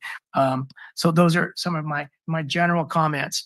Some of my specific comments are that a lot of these items we're being asked to spend in the staff report are not in the CIP list, our capital improvement program list, and they're not on our consolidated project list. So again, there's a misalignment between what we're considering spending discretionary money on and our consolidated project list. Now, a lot of these are no-brainers. If we want better street maintenance and Ishmael tells us, then we have to have better tools. But there are some things on here that are a surprise and that we've never done before, that are fairly high ticket items, such as 3-year set aside for ongoing costs, 1.1 million. Most of us probably don't even know what that is. I don't quite understand it, but we had it explained briefly, but that's $1.1 million. So to me, that's $1.1 million up for discussion if we need more money for ball fields or neutering or Africa or any of the things we heard about tonight that may not be in the queue already. That's 1.16. How about 2-year set aside? How about 1 year set aside? It's a new concept. We haven't done it before. We're talking about $1.1 million. $600,000 for an operating loan, startup costs for the Aquatic Sports Center. We don't know if it's going to open in 2 years. So why would we put $600,000 aside to spend at the Aquatic Center after it opens if it's not going to open during this 2-year cycle? So that's $600,000. Maybe we split the baby, we put aside $300,000, we get $300,000 2 years from now when it actually does open. Just some questions like that. But some of this are no brainer, like the reserve 20% that goes up. And then we're being very conservative again by ending up with $2.5 million unallocated funding in case something happens unforeseen. But that's why we have a 20% emergency reserve of whatever it was, 7-8 million. That's for unforeseen things. We also have a vehicle reserve fund, which is not required by law. It's just our own policy, and that has several $1,000,000. So if the world goes to heck in a handbasket and we need to find money, we'll probably look at the 20% reserve. We'll look at the vehicle reserve fund and other funds that we have, our capital improvement projects that aren't required to do, that are just sitting in a placeholder. And some of the capital improvement projects that are on this list are holding on to money, but we're not expecting to do them in the next 2 years. So I'll stop there and we'll go to Councilmember McAdams. Thank you, Mayor. So questions I have is on the 2 added police officers, is one of them the traffic enforcement officer? Or that would be a third. So that's included in the 2? Okay, great. The chief is nodding yes. Perfect. Thank you for that. The communications allocation of $100,000. I just want to clarify, this is just for, it reads to me that it's just for marketing. It's not the position. It would be like can you just explain what it is? I haven't seen it before. It's the position's already budgeted, but it is like for putting out newsletters, for putting out mailers, for putting out outreach, for just the whole outreach effort and connecting with the community. Okay, so is it advertising or is that a consultant? No, no. Well, it could be maybe a consultant if they're helping us put together a quarterly newsletter or helping us put together mailers and things like that. Okay, so my ask then would be that when that communications position is filled, sort of leaning on what the mayor said, we have these like buckets of money that get allocated and then don't get utilized. So I want to make sure that it's communicated to that position. Like here, you have $75,000 left of this $100,000, or whatever the amount is. The IT master plan, does that include implementation, or that's just going to be a plan that's going to sit on a shelf? Oh, and Tori Hannah's coming up, so I don't think it's going to be a plan that's going to sit on a shelf. Good evening, Councilmember McAdams. It is a plan, and what it would do is provide like a 5-year roadmap similar to some of the other maintenance plans of what the city needs for IT infrastructure. One of the things that could come out of it is like disaster preparedness. We were talking a little bit about Starlink satellite for if our communications went down, it would go into that kind of process. It would look at our softwares to make sure that we're not duplicating what we have in the system. And it would also say what are needs that we have emerging, what is like our infrastructure needs from an IT perspective. Do we have a proper computer replacement program, or even like our servers and larger equipment? So it is a plan that would give us a roadmap for, so to speak, funding in the future. Okay, thank you for that. I mean, I think there's just some real like basic fundamental IT issues that I have of like, people don't get my email or I don't get theirs. I mean, there's just some like real basic stuff. And I appreciate this plan and to have this vision. I just don't want, I feel like we need to read the IT 101 book before we have the master plan, if that makes sense, you know? And so I just want to communicate that. I definitely, will support the funding. It's not too much, but I just have concerns because we don't have dedicated IT staff.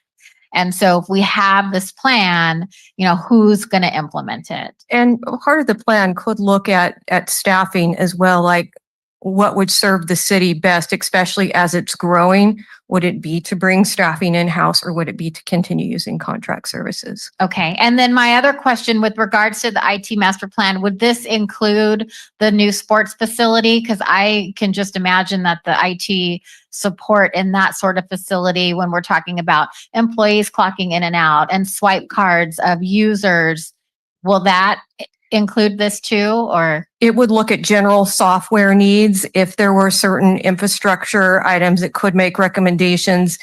We do have some backlog in some IT projects. I know some of them are related to like a door access system.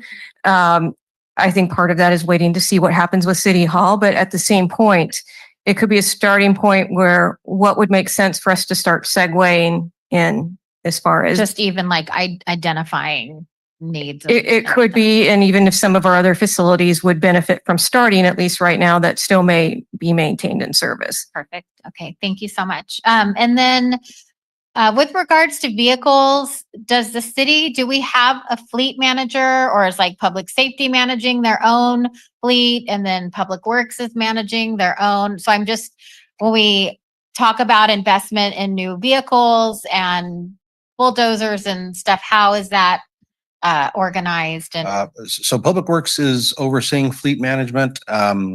It's a work in progress. It's something that has not been thorough, but Tori's got a great handle on the finance side of that, and so we're working with all the departments to make sure everything gets replaced on schedule and taken care of. But yeah, something breaks down, they bring it to Public Works. Okay, perfect. And that also includes public safety. Okay, Public great. safety as Thank well. you. And then my last question, the 1.5 million in equestrian center repairs, I'm really struggling with that. So I thought there was already money allocated for equestrian center repairs. And so is that included in this? Can we take that question? Absolutely. Hi, thank you. Yeah. We had, I believe it was 850,000 in that budget. That is completely depleted. There might be some loose change left. And so there's still quite a bit to be done out there. Okay. My strategy in submitting the request was to be more specific about what we intended that money to go towards, as opposed to a big bucket of money that, just gets depleted every time we have a trailer that needs to go out there to dump some trash. Okay. So I tried to be more specific so that we could be more intentional with the projects moving forward. Okay, great. And thank you for that. And I sort of see that in having the chunk for the equestrian center and then having the chunk for Vince DiMaggio Park. So I see those two projects. I just didn't know if that money that we already allocated was included, but you have done some great work out there. There's been some nice repairs. I can tell you that 850,000, it went to ADA improvements for the parking, for access. It went to clean up, put in restrooms, those critical facilities. That went to removing the existing blighted, hazmat removal of those. And those are expensive projects. Okay. So that's what deleted that. Great. I just want to add on to that. This is a policy shift, what's being asked for the several $1 million. So up until now, we've had a Marina Equestrian Center fund, and we've had a Water City Roller Hockey fund. Mhm. And the rent from those facilities goes into that fund, and we had other revenues like cell tower leases on those properties, added up to a lot of money. So we had hundreds of thousands of dollars in both accounts, and we would only draw money. We would only spend on those properties from those accounts. So we've heard tonight that at least the Marina Equestrian Center account is basically zeroed out. And so now we're being asked to spend a few $1 million on it, but it's a policy shift. It's a policy decision. I just wanted to add that to what. Well, yeah, and thank you for that. Just because I just struggle with that dollar amount a little bit. So, and I think my time's up. Come back to everybody as we go round robin. Councilmember Biala?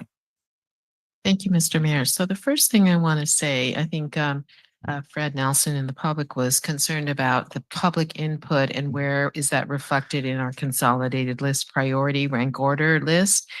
And I do want to say that out of 2 recent surveys and in-person sessions with the public, it was the one on the budget, and then there was another one on outreach to the public on how to spend $3 million if we ever see it from the CalAm desal project. And in both of those, it was real clear that the highest ranked things had to do with parks and recreation. And so I think that looking at our consolidated list, and I want to talk a little bit about sort of the overall priorities, I think we have really included Lock Padden Park and Preston Park in those top priorities. So I think we are listening. Now, there are issues of how general or specific those things are, but I think that our council heard loud and clear about those two very high ranked in both of those venues. So I think we have it, and it's maybe a matter of articulating more of the details of what all that entails, because there are several duplicates, and so I think we need to go through those. This second one, I just want to quickly say about the sidewalks. I had a problem with raised sidewalks. And so I reached out to the city and in fact heard that it's my responsibility, not the city's. So we looked at our homeowners insurance and they said, no, we have nothing to do with the city sidewalk. So it wasn't going to be covered there. And then I tried to get a professional to, sand out the several things, and they wouldn't touch it because they said, don't ask me to do something on city property. So they refused. I was able to find somebody. It was maybe to the tune of $300 and not looking nice. So I think we need to think through, I would have gladly paid or the city to do it, even if you subcontracted, but trying to find anybody to do this and who knew how to do it was a nightmare. So, and it still concerns me that, I'm paying for the repair, but the city has liability. So the whole thing just doesn't make sense to me. But, I think we should expedite and make it a better process if you expect the homeowners to repair something that so obviously looks like to me a city sidewalk, but I'm a law-abiding citizen, so whatever is decided, but it was not an easy kind of thing. So just FYI. Lisbeth Fisher participated in the rank ordering. She's in the Netherlands right now, but she did her homework and she sent a list of things because I'm her brown neck buddy on this budget consolidated list. And I think that she has a great point that when we do projected costs for 2 years or longer, we should probably add a CPI of about 3%, because we know that these things are all likely to go up at least by that. So if that's something that makes sense and we can do, I think we should try to do that. The other thing is I want to just say for the public, if I look at our consolidated list, that was the input of 5 of us council people, I was actually pleased at the outcome, and generally it, in terms of my own ideas of where the city should be, I was really pleased with how it all comes out. And this list, though it's very long, we started it 4 years ago, I think, and it was an attempt to say we don't keep starting at zero every time we get a new council. And that's what was happening.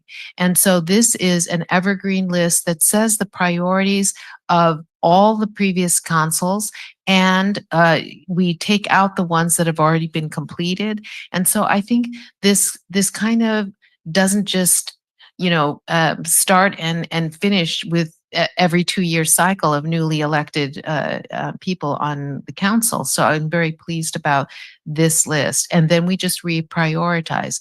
And every 2 years, it looks like even some things that we ranked lower before are now bumped up. And that's the way it should be. That's the way we develop a budget, and it's a dynamic budget. We listen to the council, our resources change, our priorities change. And so I think that this is at least a foundational method for us. We have to write it down though, because we should have cleaned this up before it went to the council. There's a lot of duplicates because we kept adding things too. So if we just document how we want this to happen, we don't have to go through this again. That should have been done if we had a process, which we did last time, then, you know, how to add new items and how do we count it then. So I just want to say that we need to continue to refine it. But if I can just, for the public's view, saying in general, how our priorities looked at this go around, it was the most top ones had to do with hiring. We have a lot of open positions, and so we can't do any of this work that the public or we want to accomplish without a full complex of people to do that. So I was really pleased to see all of that on here. I would say the next major priority was the new police station, new fire station, and the city hall and annex. We are in 50-year-old portables for our city facilities. That's unacceptable. So I would say it's spread over like the top 15, but at least I think we're recognizing that that has to be a top priority. We have dire needs in our fire response times and also our police stations. And so that's safety. And so I think that that's, then we have Lock Padden Park, and there's several that refer to it, Lock Padden Park, all over the you know, up the top 40 or so. So, you know, it's a consolidation. Things need to happen in Lock Padden Park. And then I would say there's IT issues. There's 2 IT issues, website and other systems in the top 15.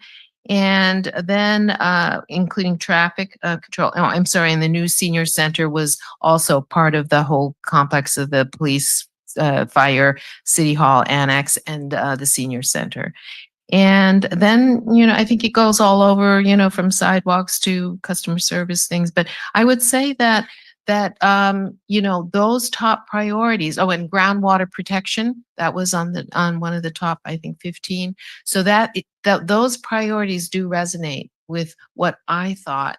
And so I'm glad that maybe in somewhat different order, but it was really nice to see that my fellow council members kind of, we have sort of a, you know, a good feel for what the priorities in Marina should be. Let's see.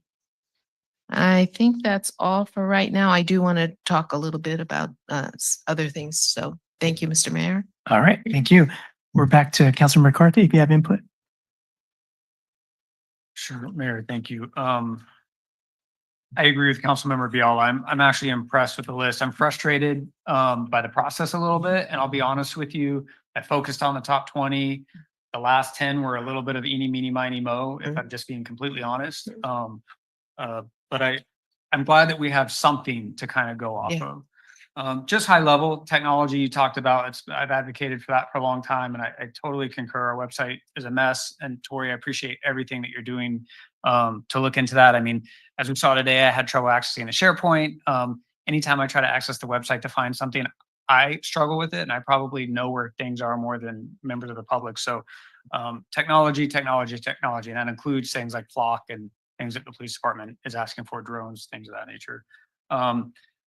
Sports, you know, not just because these people are here today, but because they come time and time again, and we've always got a plan to fix the problem, and we never quite get there.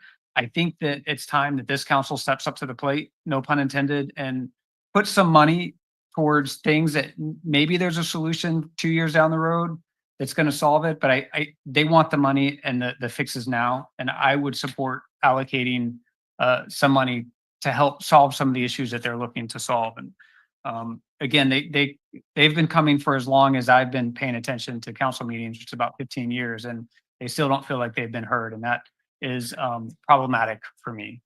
SNP bus, the same thing, not just because they are here today, but because I have talked about spay and neuter services at these meetings for many times. There's a lot of reasons for it, and I'm not going to go into that because frankly, I don't know that a lot of people really care, but I do think that the need is there.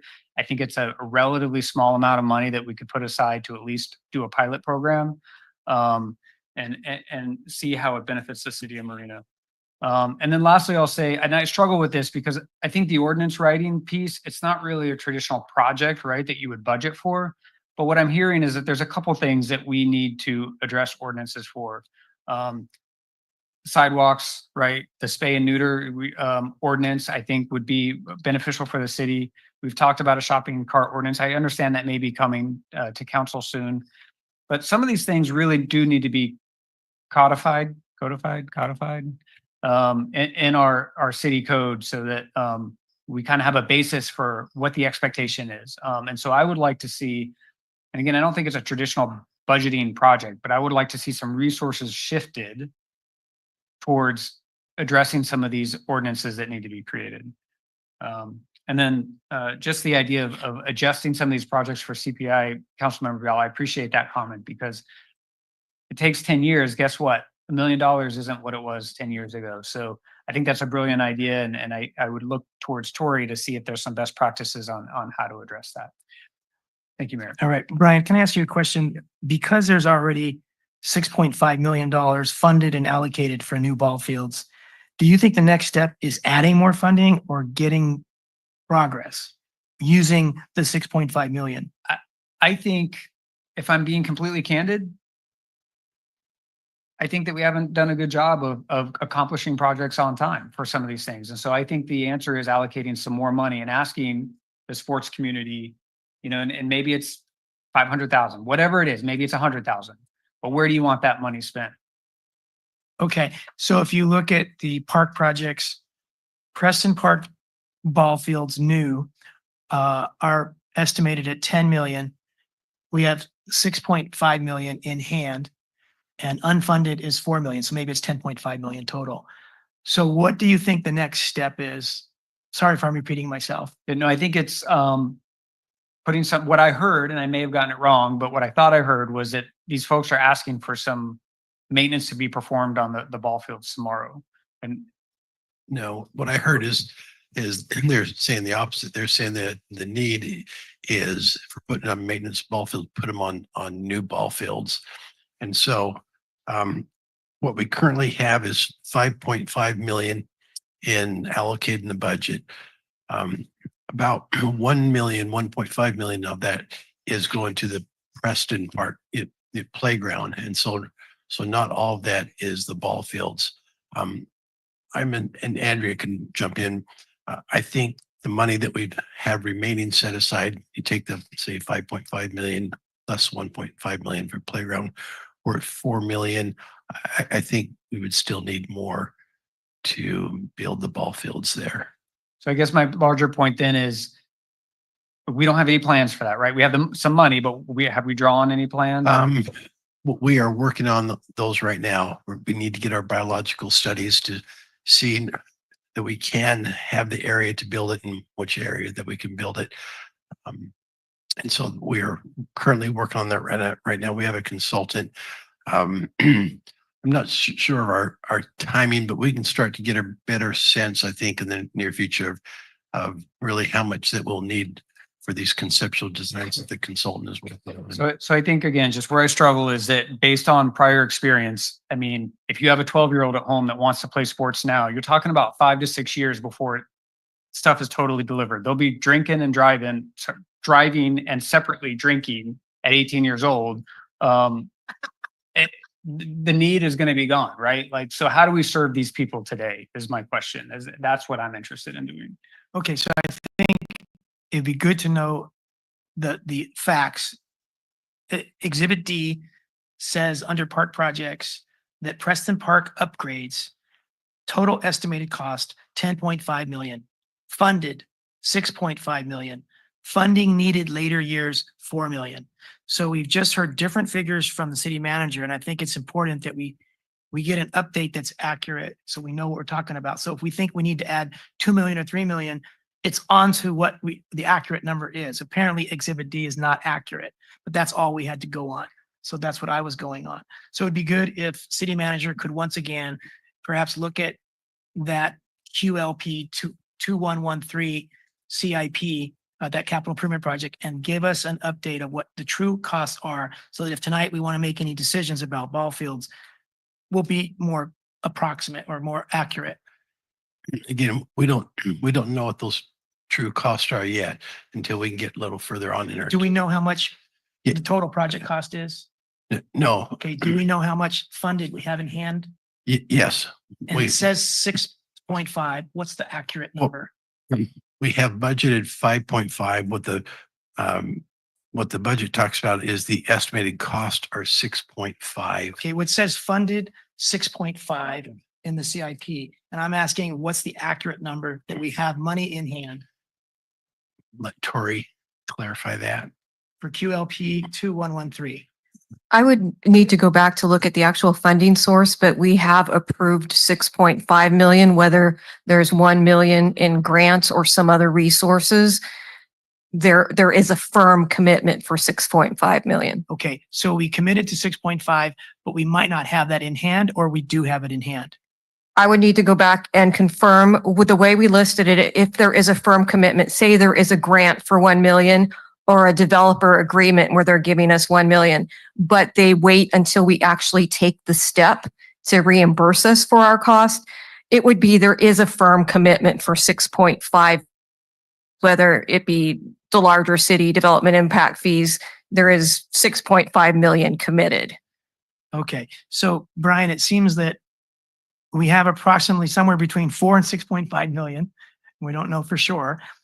And we don't know how that's going to be spent or when it's going to be spent. And so it's hard to know how much to add to it and to know what's the problem. Is it more money or is it more time to progress the project? New ball fields, right? So I'm sorry to interrupt, but I'll just give it back to you and then we'll go to Councilmember McAdams. Yeah, and I think I'm done with my comments. I appreciate the additional color. I'm still struggling to understand though how we can serve the sports community tomorrow versus 5-6 years from now. And I think we need to do both. But I'm struggling to understand that. And I would turn Okay. to staff to add. Does council, the four of us, agree with Andrea's vision that in the next 6 months or so, we spend, I think it was 600,000, but don't quote me, to replace the outfields, do the list of things that she said will be done at Preston Park? Okay, so I think that's the next tomorrow step, even though it's not tomorrow. And then we have to figure out soon what the timeline is and how much money we need to do X, which is new fields and parking. But it's not going to be done in time for the 12-year-old who will probably be 14, 16 years old before it's open. Okay. Councilmember McAdams? Thank you, Mayor.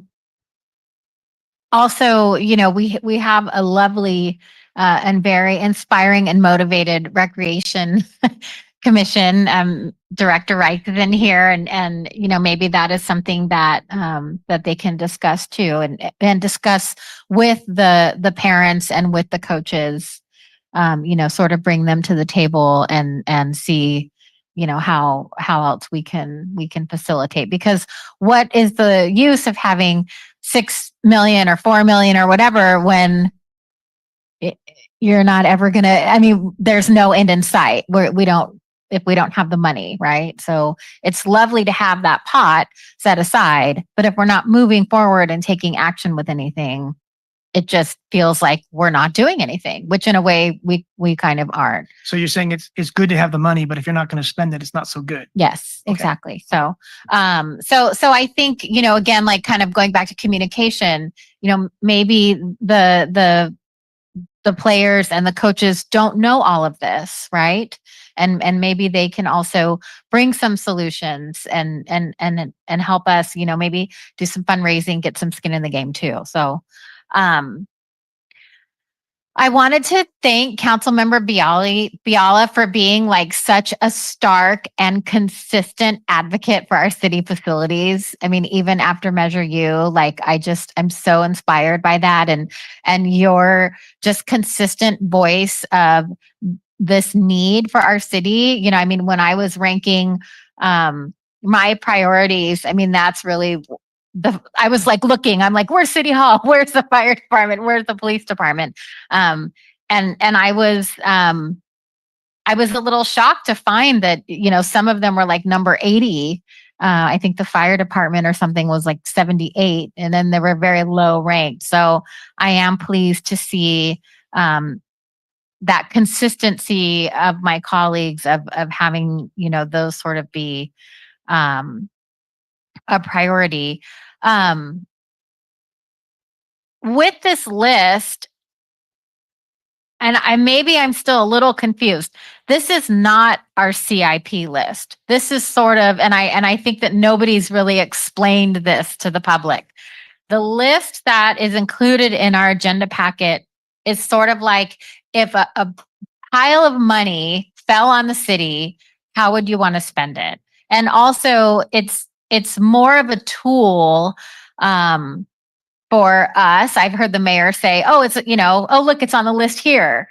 But it's also a tool for staff to sort of help like guide what the council, it's like our communication tool of what we would like investments in the city. So just because something is number 1 or 7 or 9 or moved or whatever, it doesn't mean that this is the task list. This isn't the list that staff is going to check and follow like, oh, we're on number 4 and we can't go to number 12 or 85. No, it's just more of a guiding tool. And so I think that that's important to explain and sort of put on record. And the slides, though, are actually what we're talking about with real-time dollars that was presented by Tori. And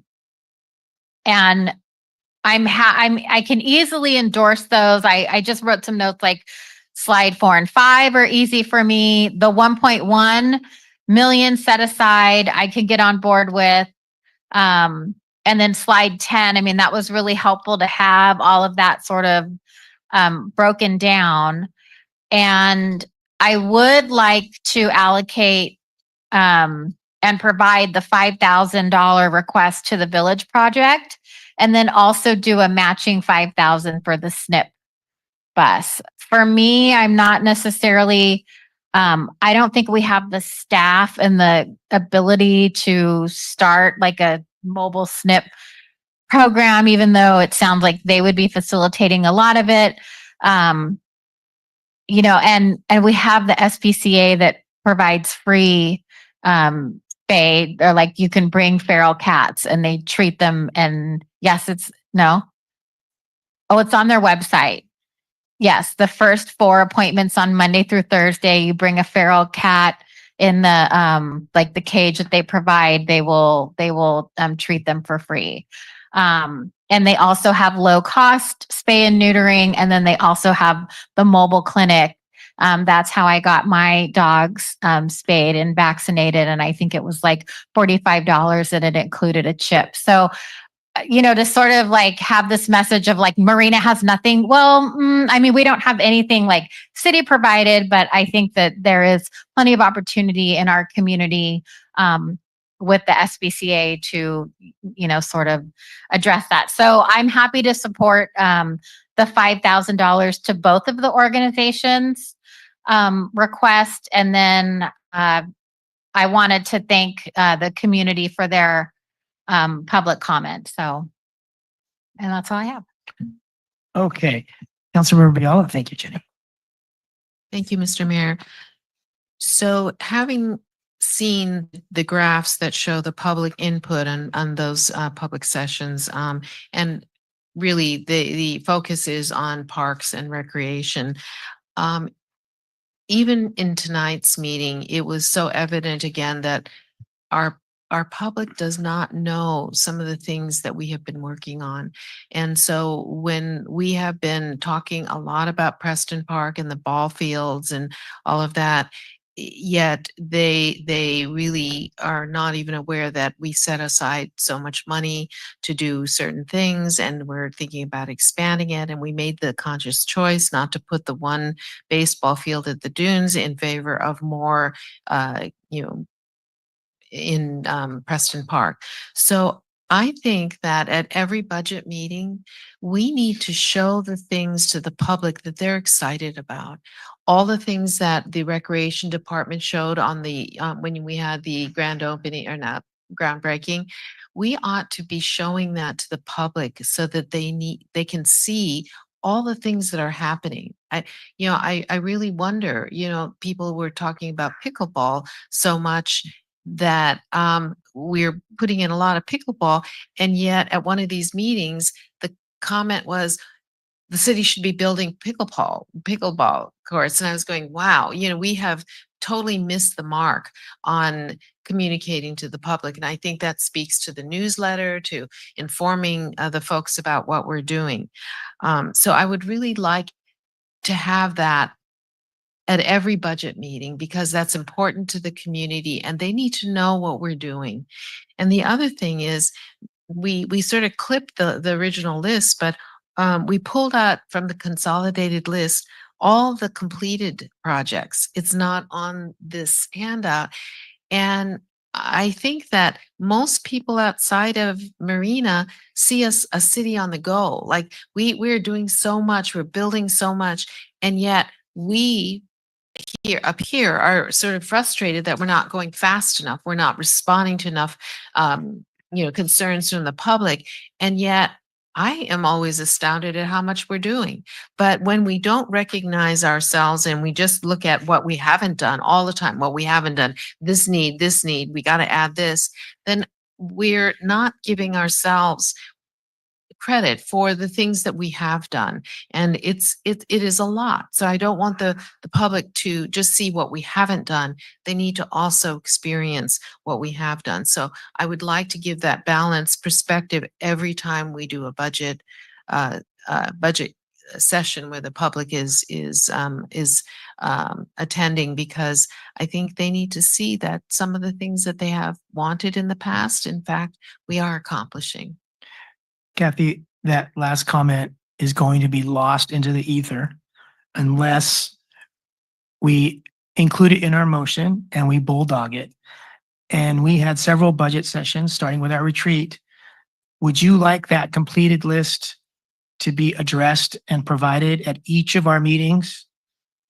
So then the motion tonight could include that at our next budget meeting, we have a list of completed projects and we discuss it, make it available on the back table, and that we direct staff to keep that tangible item as part of all of our budget sessions. If we don't make things crystal clear, because there's so much going on, there's no way staff can do everything. If we just voice 10 things each meeting, but we don't make them tangible, then we can't expect staff to implement. And then you'll be back in a year or two or less with the same frustration. Yes. Great suggestion. Thank you. Okay, so let's remember that when we build a motion together in a little bit. Anything more at this time, Kathy? I think your 5 minutes is close. Okay. The inclusive playground, there's $200,000 to support the steering committee. Sounds like a lot of money. So maybe it's not until we hear what that does. So Andrea, can you come up and talk about the 200K? And B, talk about the overall cost in the next 2 years for that inclusive program, playground. Sure. So council approved an agreement of, I believe it was 1.7 million with Leathers and Associates. And that includes the design and the purchase of the playground components. The 200,000 is to support things like the design day we just had. That was a completely unfunded event. And we needed to print quite a few documents. We, printed 1,500 design forms that we took into the school so the children could design their playground. We printed name tags. We bought the little lanyards and whatnot. So that 200,000 will go to support all of those efforts, whether it be print material, food for a special event. So for instance, in July, we should have our rendering ready. And there will be another big, huge community event where we unveil the rendering of Marina's playground. I anticipate we'll get another 500 plus people. And those events cost money. So the 200,000 is to support mostly community engagement events through this entire process. And then when it gets to the week or the month that we'll be building, we're trying our best to get food donated. We need to feed the volunteers 3 times a day. And we're doing everything we can in the steering committee to get that kind of thing donated. But if we fall short, we still need to feed our volunteers. So that's what the 200 is for. Do you yet have an itemized list that adds up to 200,000? No, I do not. Okay. All right. Everything else, such as that, the other things on the list with that, mostly by Ishmael for heavy equipment type stuff. Until you get to the information technology master plan and the agenda management system, those are fairly low cost items. So I guess we don't really need to talk about those, but I will say that I'm not sure either of those are on our consolidated project list. And so if they are, it would be nice if the number was listed. So it's easy for us to crosswalk and not have to question, is this a new project or something on our project list? The additional funding for overlap, $208,000 and $208,000 for city clerk. I think I know what that's about. Lane, can you describe it? Yes, our city currently does not have a city clerk.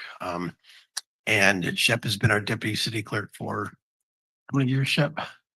Long time. Since 2010. Shep will be retiring in roughly 18 months. And so when she retires, we'll be converting that deputy city clerk position into a city clerk position. But what we want to do is recruit for that city clerk position right now. And then while Shep is here, we are really completely revamping our whole records management, our agenda management, and then really all of our old records and files, and trying to get all those cleaned up, all those digitized. So this will be hiring that person for roughly a year and a half. And then when Shep retires, then it'll be funded with the ongoing funds that's already budgeted for the deputy city clerk position. Okay, so we'll have two people working on city clerk duties for a year and a half. Correctly. Okay. And then that person is expected to be our city clerk. Correct. But not fill Anita's shoes, because those are some hard shoes to fill. As we're saying, it's going to take a year and a half for that person to download Shep's knowledge. Okay, so now I'm moving to Exhibit E, which is how we're going to spend the $24 million unallocated. And before I get too far, we might lose the Masons because they've been here a long time, and I want to go back to the village project.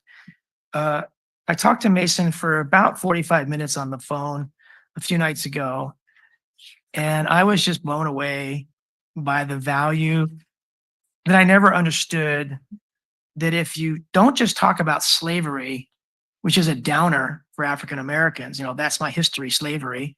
That's a heck of a depressing place to think about your origin. If that's where it starts, you get shipped here and you're a slave, and that's your history.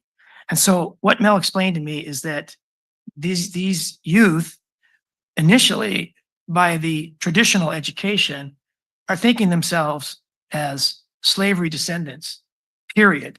And then they get into criminal statistics, things like that. Not very uplifting.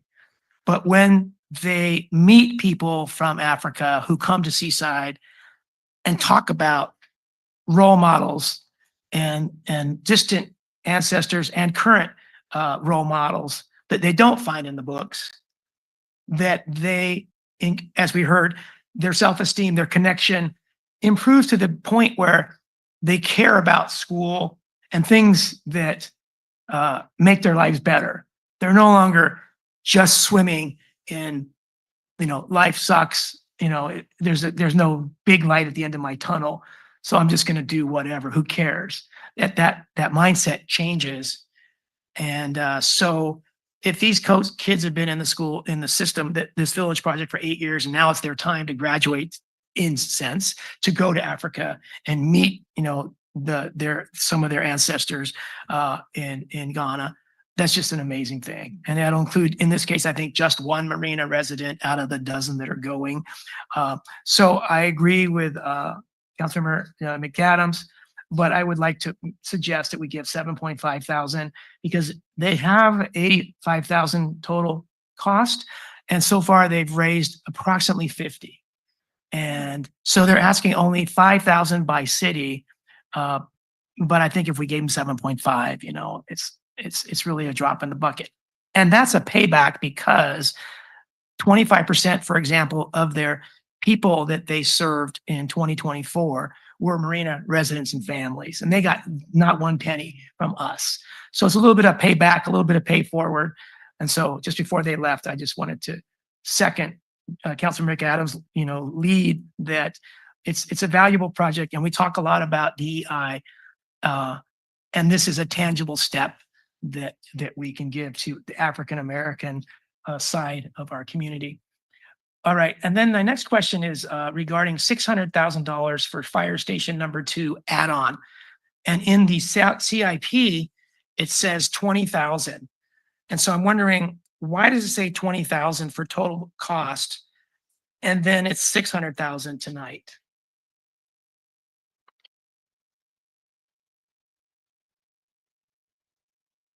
I believe the $20,000 is for a temporary tent. It says Fire Station 2 storage expansion in progress, 20K. Isn't that for the tent? Yeah, that's for a tent. That's temporary. Okay, so why does the CIP not have a larger project that approximates 600K?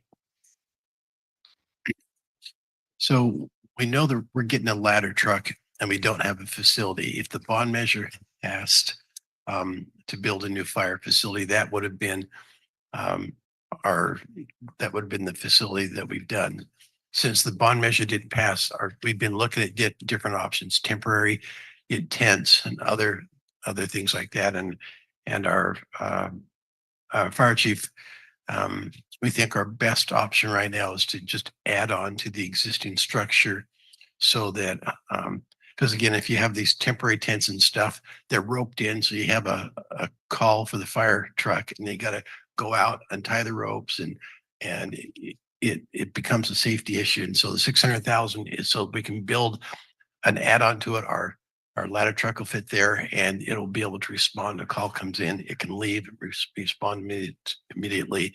It'll be a place there for a couple of years until we get the new station built, but it will also long-term be able to be used as we have our backup equipment and stuff. And so it gives us a station large enough to house that. Okay, thank you. Let's go to Councilmember McCarthy. Thank you, Mayor. Sorry, I'm trying to organize my thoughts here. Couple comments on just things that I've heard already. Does anybody remember the 5,000 for the SNP? Was that one mobile clinic, I think is what they said? So I would hope that we could just put some leeway to ensure that we have enough for at least one mobile clinic. And Per year. It's a 2-year budget. Right? Okay, right. And that we asked SNP to come back and report back to us about how many people use the services and how well that went. And I'll remind council that this also impacts other budget items, right? We've talked about the impact that feral cats have on our stormwater. Seems totally obscure, but turns out there is a strong connection there. I would also like to ask that we invite Village Project back to do the same thing, and that if we agree to make this contribution tonight, that you come back if you're willing, and we're actually conditioned that you educate us on how the money was spent and the value that it provided the community. And I have no doubt that it was there. I've attended many of the events that you've been a part of or that you've masterminded, and so I know the value's there, but I think the community needs to hear it, and it doesn't hurt for us to be educated as well. And the other comment that's I'm struggling with is this returning this money for this duplex renovation. I know we have some potential ideas of what we're going to do with that, but the reality is that we're not much closer today than we were 10 years ago. And so I'm kind of leaning towards keeping that money in that allocation, and I'm wondering what council is thinking. And Can you explain what it is, Brian? So we own a couple of housing units out in what is going to be Cypress Knolls. And they're vacant now, and we have allocated some money to potentially renovate those in hopes that we would add to our affordable housing stock.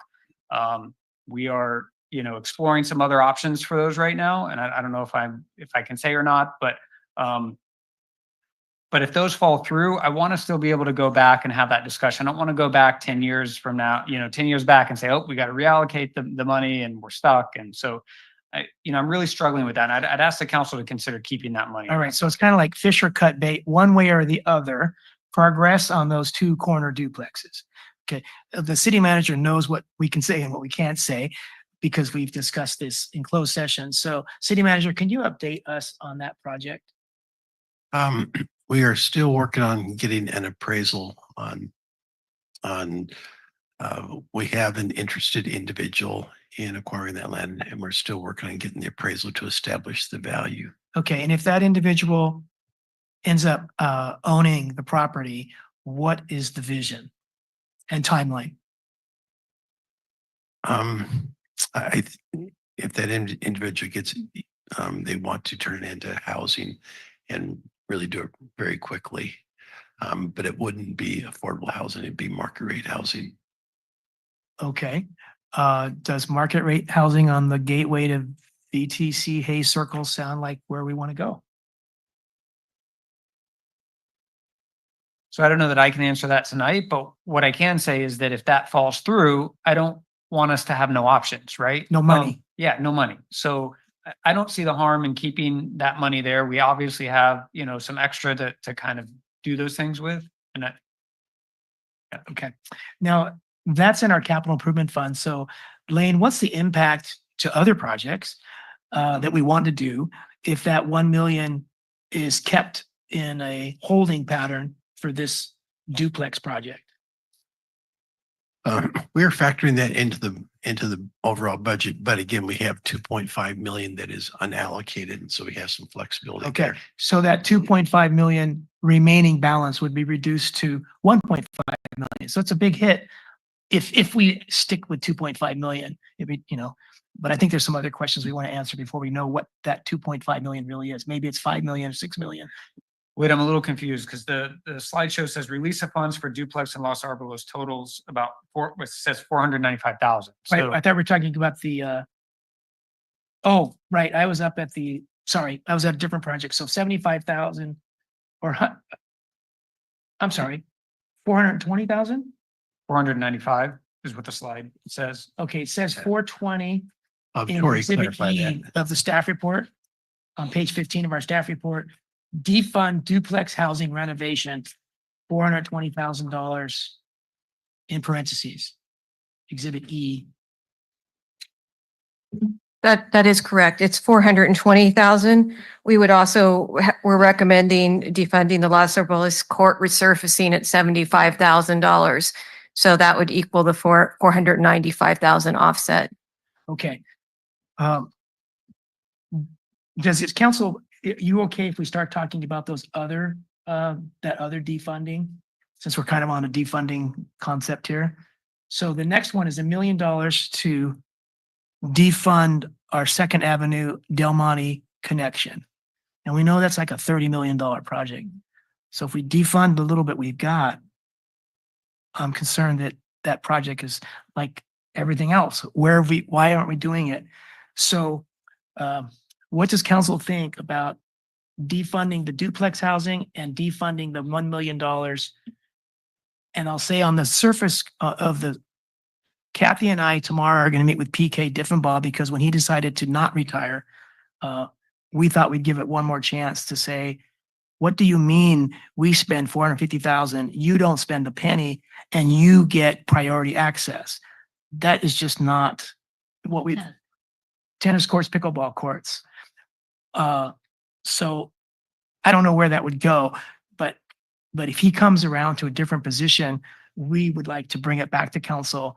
But anyway, so just that for prefacing. So we have 3 defunding, 420 for the duplex, 1 million for the Second Avenue, and 75,000 for the tennis courts. Councilmember Biala? Yeah, I would not, I mean, we're meeting with him tomorrow. Okay, so I would like to not defund that formally until at least we get a little bit more idea of what might happen or could happen. So I would like to continue to fund that. The duplex, is there any problem with just leaving it that? If the buyer doesn't materialize, is there any liability for us about keeping it that way? No, it's just that they have lived with it as their gateway. It's like, Mhm. imagine if the two corners of Crescent Street where you live were abandoned, dilapidated duplexes, and you watched that for 20 years.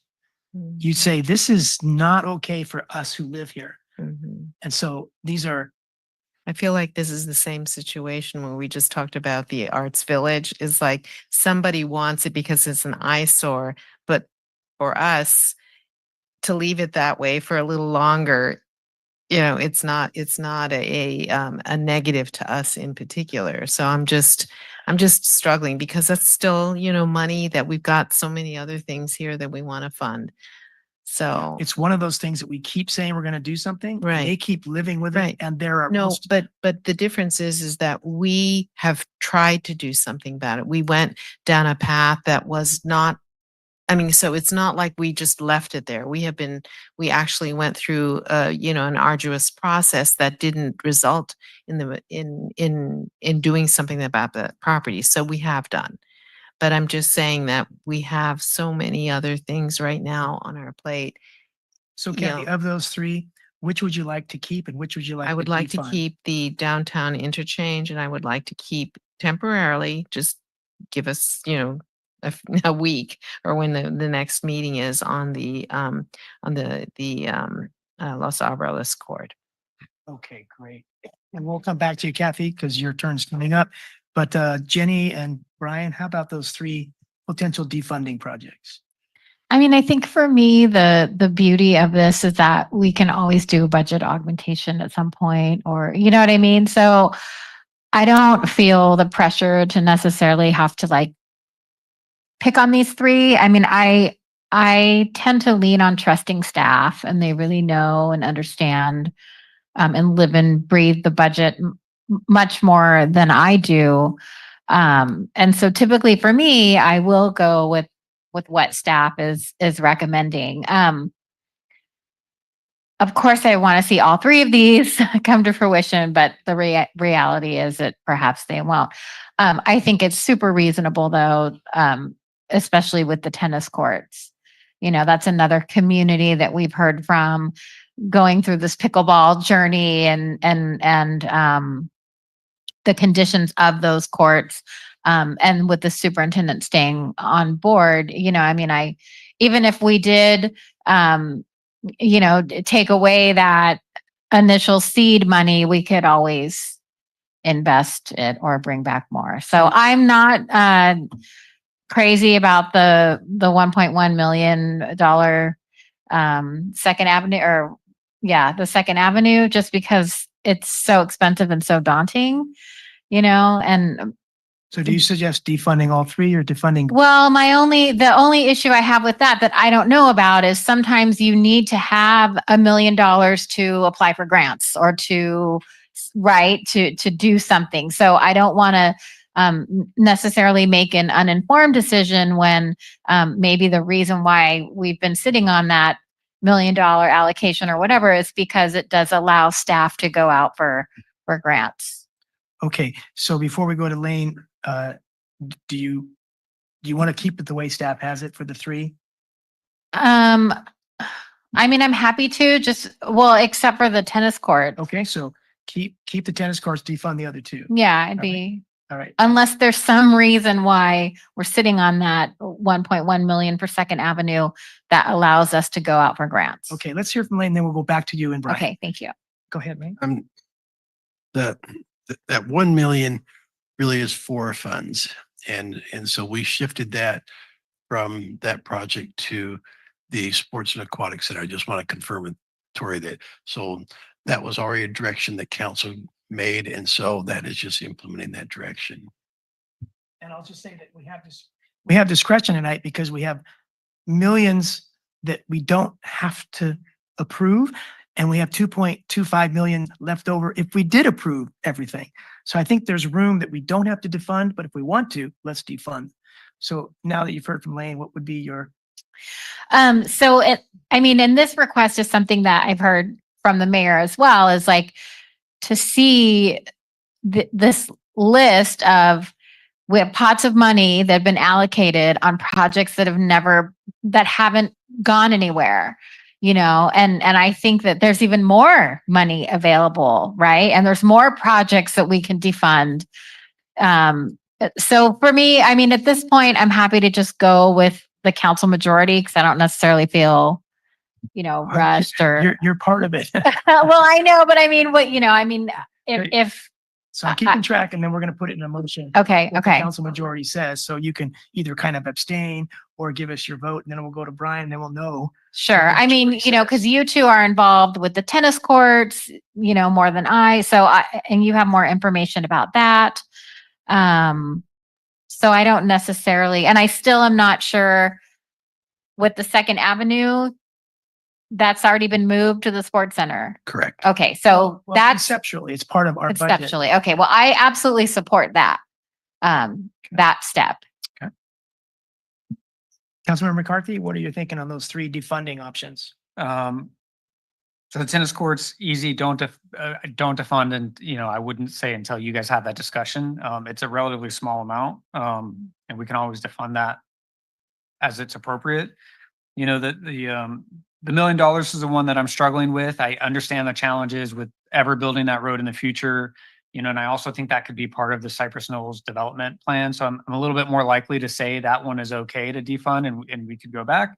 And then Is that a thumbs up then? Yes. On that? Okay. And then the duplex renovation, I'd really like to see, I'm disappointed that us on the council haven't moved more on that. I think that's a huge missed opportunity. If we had thrown 2 ADUs on there 10 years ago, we could have made, even at affordable levels, tens of thousands of dollars a year over the last 10 years. It would have recovered all of that. So I would like to keep that in there and put a little effort into really, really trying to figure out what we can do with that. That's going to be a gateway to Cypress Knolls. And I think that we have an opportunity to dictate what it looks like and exactly what it is. And it's a rare opportunity. So I would like to keep that if the council is willing to indulge that idea. Okay, so the tennis courts, it's almost unanimous, don't defund. The other 2 are split 2-2. So how about we give deference to staff? Count them as one vote. When we're tied, they'll be the vice president and break the tie. Is that Mayor, okay, or does anyone have can I heartburn? change? So I will say that we want to fund the duplex housing renovation. Okay, so that makes the that's fine. majority Okay, great. to not defund it? Correct. Correct. Not defund. Okay, so we will not defund the duplex nor the courts. Yeah. We will defund the Highway 1 interchange. Yeah, that's the Highway 1 interchange. It's not even the extension. It's not even the extension of Del Monte Boulevard. It's the interchange that has to happen with the big project, including the interchange. Okay. But anyway, okay. So where were we? Was it Brian? Was I interrupting you, or was it Jenny? Okay, so if Brian is done, then we go to Jenny, I believe. Okay, then we go to Councilmember Viala. Okay, thank you. Just be a quick. I agree. Whoever just made the suggestion about 7,500 to the village project, was that Mayor? I agree with that. Both Regina and Mel are famous in our region. And I read about all of Mel in Ben Jealous's book, which I read because I was on the Sierra Club executive committee, and of course we were just celebrating and so happy when he became the president. So, so you are very famous, and you have done so much work. And Regina is right there. Yes. Mel wouldn't be famous if it wasn't for Regina. But anyway, so we thank you sincerely for all the work you've done in all your whole lifetimes. And so I would also like to support that allocation. And I also wonder, it seemed to me that we had spoken about some kind of a fund for each council person, I think, of having sort of discretionary small amounts of money that we could donate.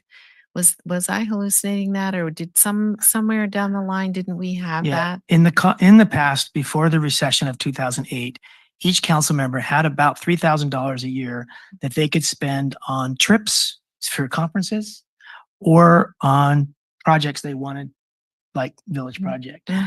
When the recession came, that was one of the first things to go because it was so discretionary. Then we had a policy that every year we would consider all the optional giveaways. So we didn't take them piecemeal, like Village Project, they're here in front of us, let's fund it. But then somebody else who didn't know that they could ask for money. So there's a change of policy going on tonight in that we're going back to sort of earmarking in order to get some things done. But our standing policy is that we consider all the suicide prevention, homeless potential options, all the good stuff, all the good causes, and we allocate like 150,000 or 75,000, and we pick which ones are getting it. So we have a process, not just a shotgun approach. But I think tonight we're sensing that there's some things we want to just make progress on, and we've got a couple of things in front of us, SNP and this. But probably we should go back to the policy in the future of having a meeting where we discuss all the optional things. Like Brian has cigarette reduction initiatives and cannabis initiatives and lots of places good causes we could spend money, small amounts of money that adds up. We don't have that comprehensive approach yet. I would like to see something like that because 3,000 is a very small amount. And yet we are all connected to the community and we know some of these organizations that to them 3,000 is a lot of money. And it would be like spreading it with among the do-gooders in our community that normally would not know even to ask for money from us and maybe we would never consider, but these tiny amounts of money locally could be very appreciated. And so I kind of like that idea, and it's just stimulated by the fact that you could come to us and we would and maybe two of us would do that kind of donation from our allocation. We just don't know, but I would like to have that availability. And if, it's only 15,000 for, for us a year to have some ability to impact these small, hardworking organizations or causes. Okay, so to implement that, we would either carve out some money in this budget or we would give direction to staff to come back with an agenda item that establishes a program that gives us some discretion as individual council members. Yes. So did you want to carve it out from tonight's budget? Yes, I do. Yeah, because we've already allocated 5,000 to the SNP and 7,000. Okay, so you're good for now, but you're looking for policy on the future. Yes. Not inserting money beyond what we've talked about. Right, exactly. Out of this budget. Exactly. Okay, so I'm just keeping notes of what we're coming up with for a motion. And that would be, we redirect policy for funding nonprofits through council members. If I could just give you some feedback, again, this is really at the high level. We are still putting the detailed budget together.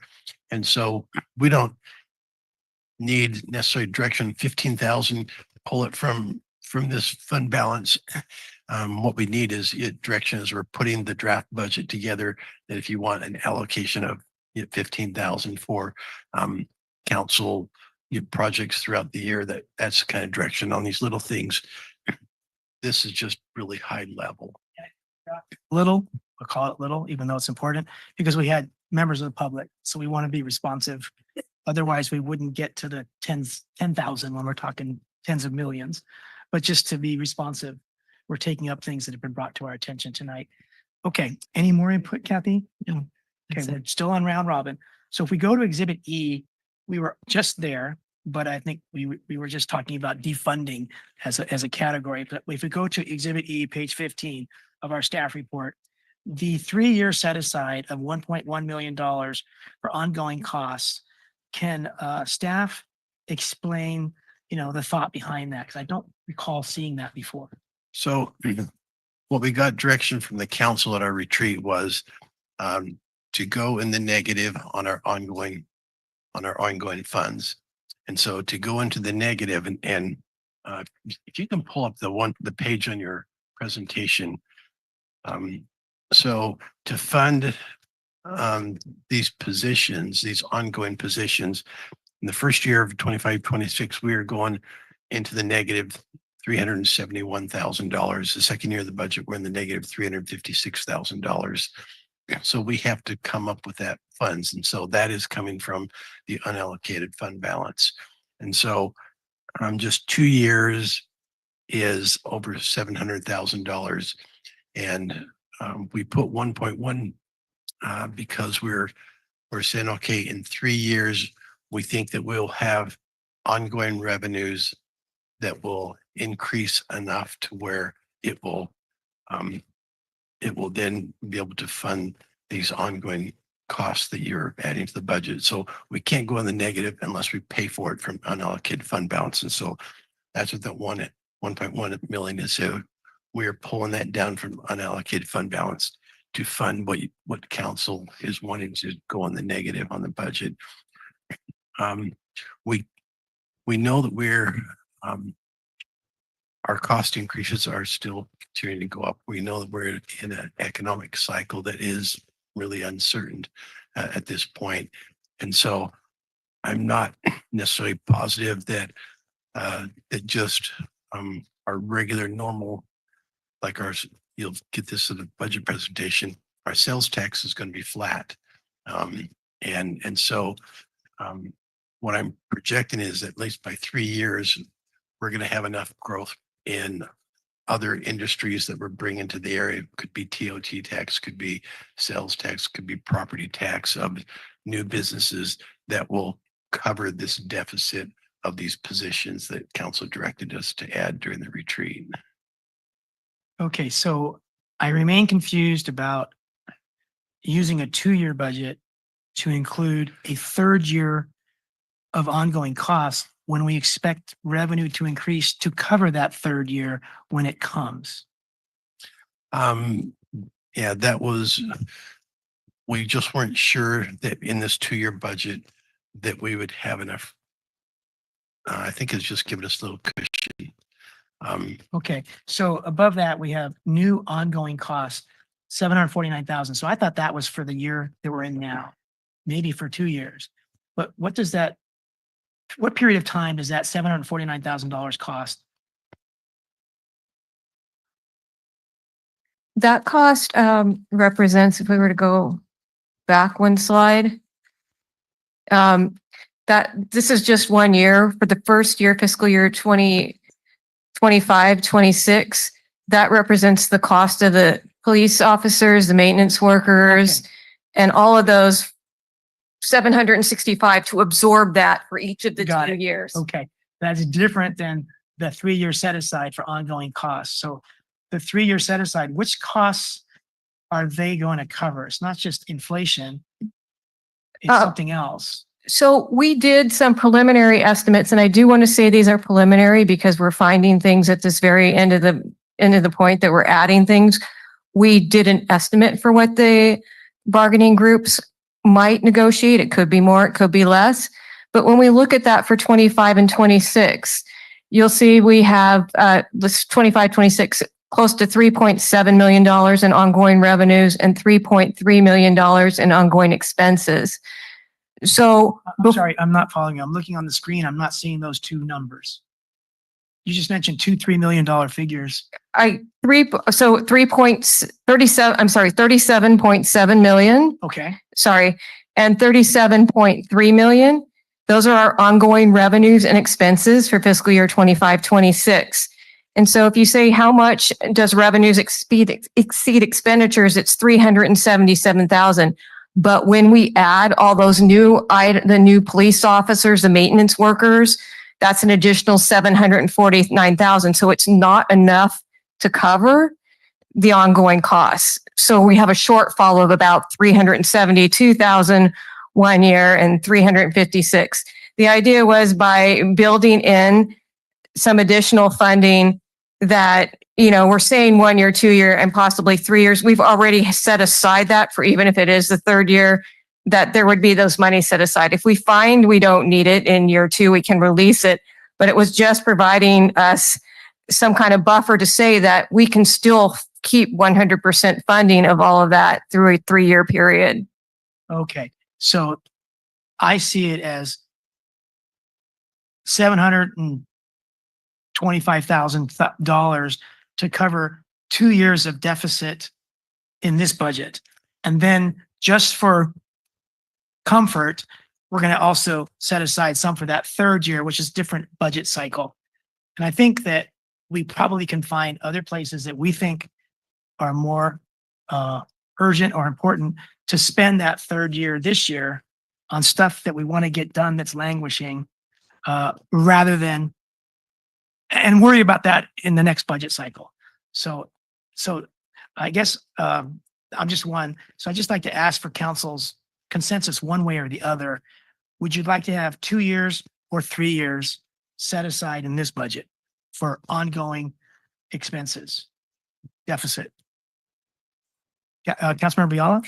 I have a question. So are we absolutely sure? Because I know this depends on sales, property sales and things, and the 1.1 million. Is there zero chance that we're not going to get that full amount in the next over the period of time by the end of the third year? Again, our economy is uncertain. The way that we're meeting this is the unallocated fund balance. So we're drawing that down from 24 million down to 2.5 million. There's a lot of still uncertainties that come up. We didn't want to be in a position at the end of 2 years with no unallocated fund balance and then going in that third year and we have no choice but to lay off positions or cut back services. And so it was just, it's 3 years down the road. Right. And I don't think that we would be without choices because we'd have a large $8 million, 20% reserve for unexpected. And we would have a vehicle reserve fund. And we would have a whole lot of capital improvement projects that aren't going anywhere fast, but they're holding money. We haven't really, we're not going to get there tonight, but we haven't done that. So I think that $350,000 3 years from now doesn't necessarily mean we're going to fire people. Right. Now, the question was, some of these property sales that we're counting on, is this sort of like it's done, we're going to get it? There's almost no chance that they would pull out and say, we're not. Which do you mean property sales?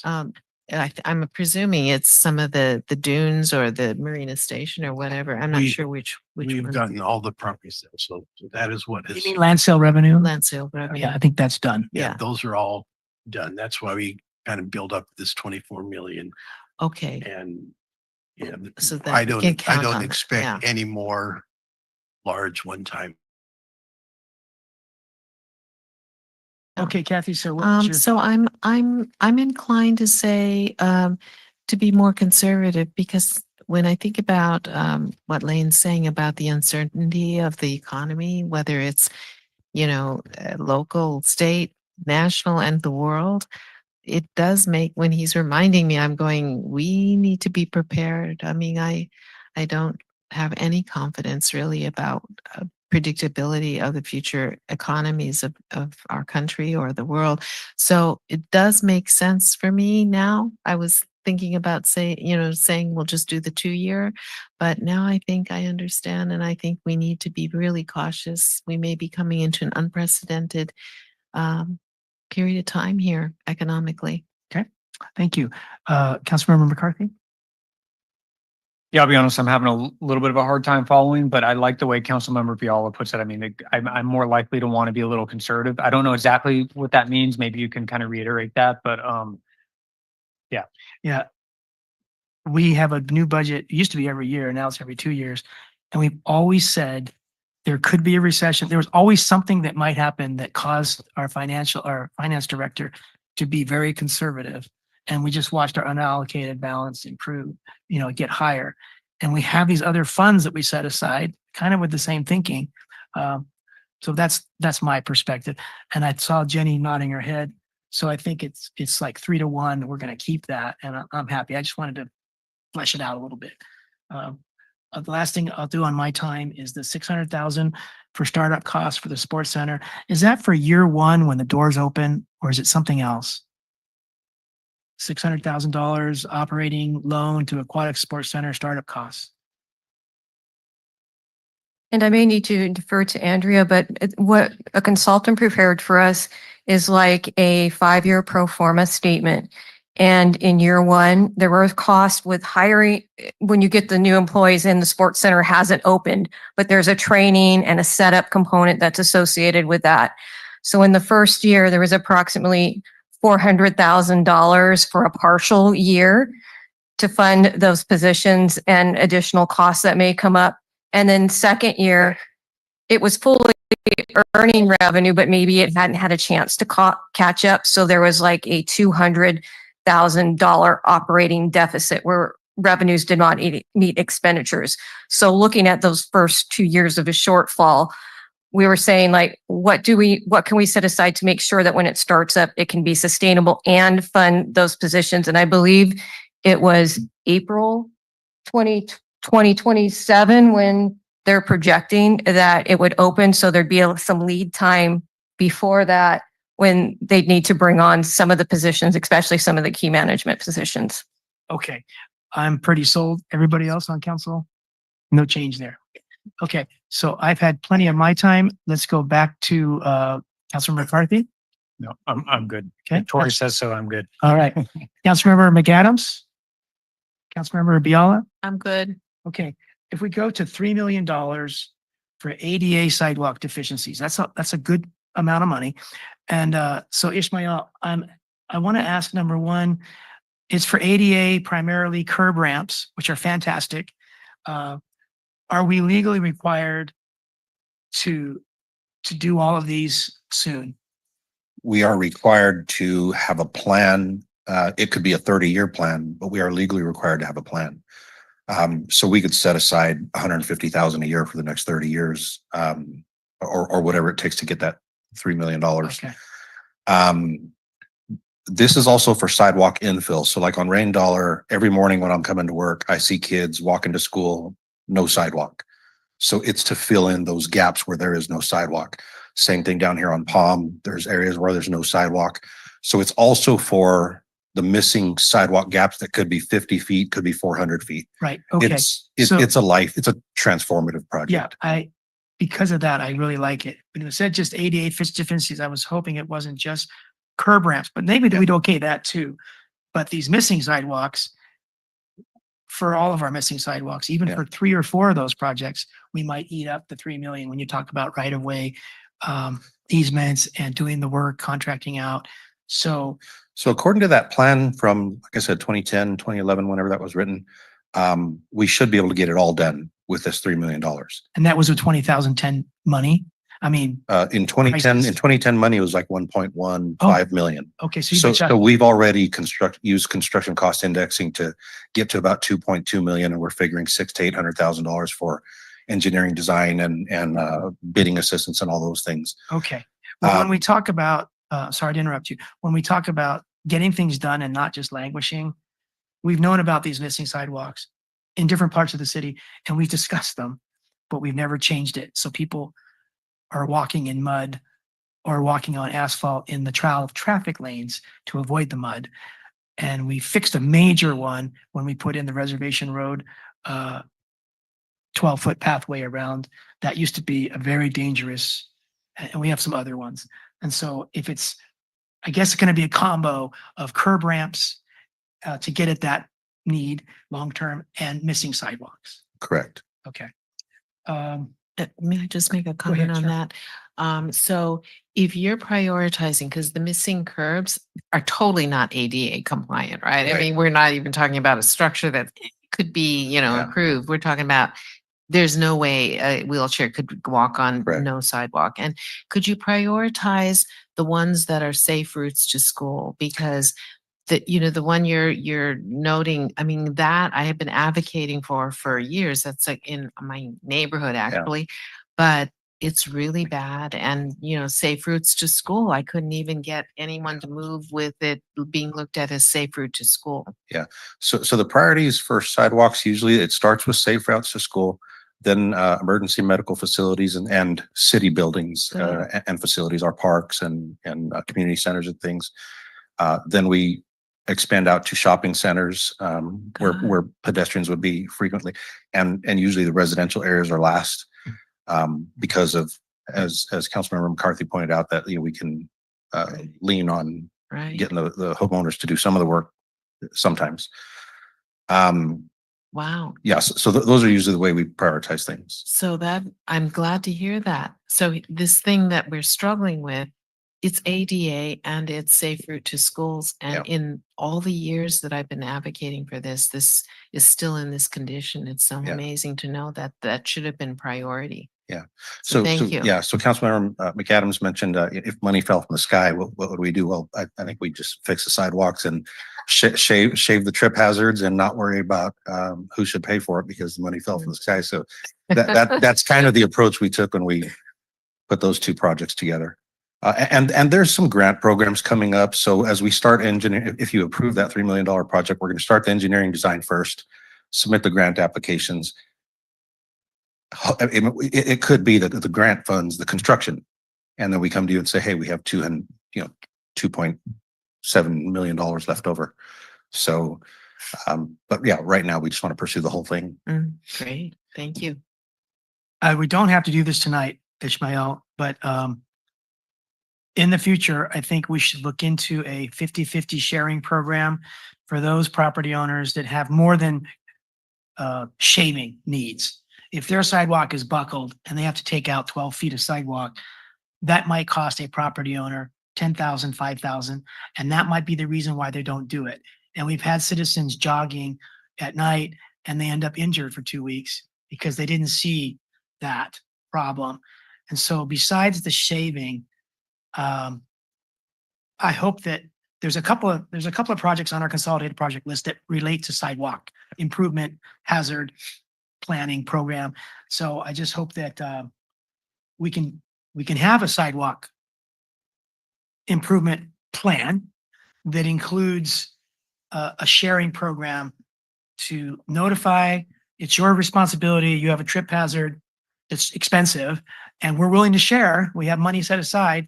While supplies last, you can get in on a sharing program, so we can fix not just the shaving of private owner, private responsibility, but okay. So I've worked on a project like that before. I'd be happy to do that. So if you approve this, then we'll come back to you and tell you exactly where that 250,000, some would be shaving, some would be in the 50-50 share program. We'll work with you on policy and see if we can find a win-win. Okay. A big elephant in the room that we've touched on but haven't discussed is 1.6 million for equestrian center. And when I drive by that equestrian center, it's in poor shape, even though we've put a good amount of money to stabilize it. And then 800,000 just recently to upgrade the interior of some of the buildings, which Andrea's done a really good job on. But when you drive by it, the eucalyptus trees need to be trimmed again. And there's some broken windows. And the place looks completely unkept from the California Avenue view when you drive by it. And so when you drive by it, it just screams, make me better. And we're seeing how expensive it will be to make it better. It is a policy shift to take money out of the general fund, not just the Marina Equestrian Center fund.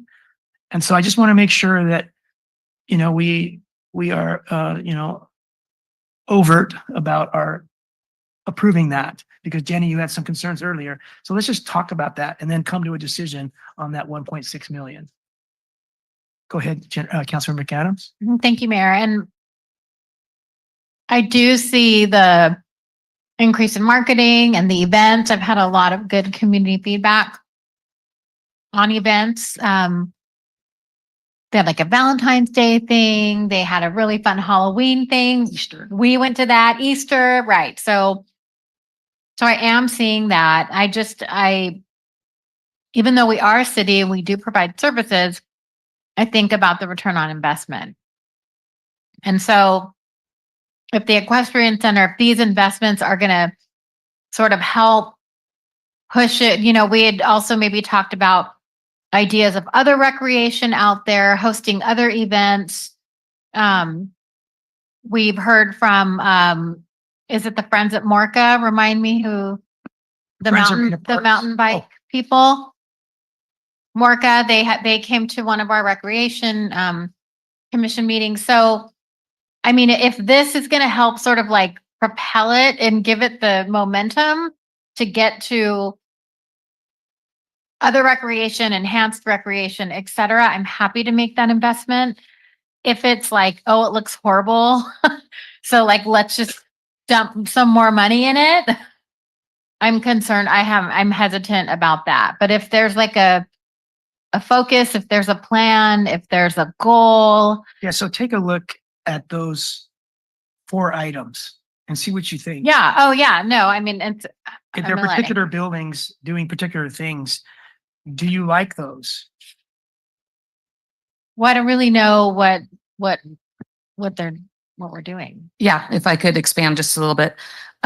So the Equestrian Center caretakers building, per the agreement, the concessionaire is required to have someone on site 24/7 for animal care, security, et cetera. We do not have a building on that site that can house someone 24/7. There's a small, what used to be a caretaker's unit back in the day that we would like to renovate so that the concessionaire can have someone live on site. So that's the 390,000. Correct. Okay. The Equestrian Center deck is envisioned outside that first main building that we recently renovated with the ADA parking, ADA bathrooms, et cetera. We are starting to rent that to private parties. And the number one request is they want more people and they want it an indoor-outdoor kind of flow. And so talking with Jessica from Building Inspection, she has stated if we put a deck out there and it meets ADA standards, we can expand the occupancy from 70 to probably about 120. So it'll allow us to do more rentals and more events. The museum building, there's in all the documentation and in conversations, there's always conversation about a museum out on that property. And so that money would be to renovate one of the barns and turn it into a museum. A museum of what? Warhorse history? Correct. Yes. And then lastly, we are doing more programming out there. Amanda Becker has done a fantastic job. We're doing some pop-up play dates. We are going to be offering some gymnastics classes out there. And one of our visions, as well as the concessionaire, we've talked about this, doing more like outdoor education, teaching kids how to garden, teaching kids how to take care of animals, teaching kids about the planet. And having an outdoor classroom would really benefit that. That outdoor classroom could also be a rentable space. So it would bring in more revenue. Okay. That all sounds great. So sorry, can I? Yeah, go ahead. So I think my other concern is your plate's full, your team's plate is full, you're going to be doing this amazing community build. So when would this happen and who's going to, I don't want to allocate this money and we have pots of money and then this sits for 3 years, 5 years. Is the concession, are they motivated and inspired and they're really wanting this? I would say this is coming more from staff than the concessionaire. Okay. But it involves a lot of contracts and bids and stuff, right? Correct. Which takes a lot of staff time, right? Yeah. So in the next 2 years, without being optimistic, as realistic as you can be, knowing everything you know about staff transitions, is there bandwidth to do this in the next 2 years? And it's okay if there's not, we could still hold the money, but that's kind of your question, is the timeline. I think that is probably more of an Ishmael question because I think it comes down more to project and construction management. The recreation staff has capacity to give input on design and purpose and all of that. But as far as forwarding it as a project, that will ultimately, I think, go to Public Works, who would then, bring in a consultant or hire a consultant. Yeah. Okay. Or sorry, or I'm kind of inclined to break it up. Like maybe the museum and the caretaker building are a little too much right now. You know what I mean? I think maybe I would want to start small. And with the caretaker building, this whole time they haven't had someone on site 24 hours, right? They have had someone on site, but in not great conditions. Okay. So in a trailer or something. Something. Okay. Oh, okay. All right.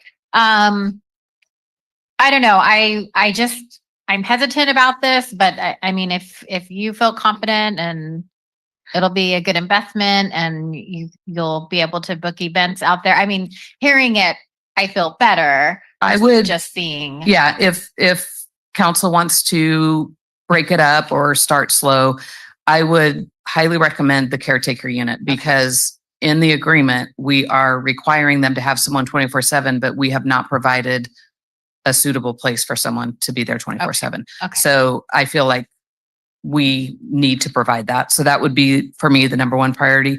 The number two priority really would be the deck because that is going to allow us to bring in revenue as well as host our own amazing events and programs. So And if there's a desire to break it up, that's how I would suggest Okay. breaking it up. And is the museum a rentable space or No. who is like curating the museum? That's to be determined in the future. We don't have that worked out. I just know there's been a strong desire for that to happen. So. Okay. Okay. Thank you. You're welcome. I think that the museum should be stabilized, look nice, but it's probably, since we don't have a plan on how we're going to run it, who's going to staff it, it's probably down the road before we have an operating museum.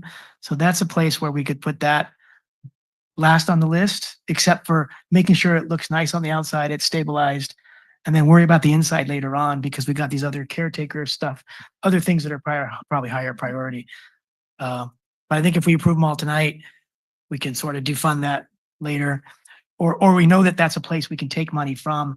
If there's something in the end of this process before July that we say, wish we had another couple $100,000, we could do this great project, then we can go back and remember this. Does anyone have any other comments on the Equestrian Center, 1.6 million? Councilmember McCarthy? Yeah, for me, I just want to remind the council that we've had discussions about the performance of the Equestrian Center contract. And although I don't have it in front of me and I honestly don't know the specifics, but when we let that contract, clearly they knew there was not a suitable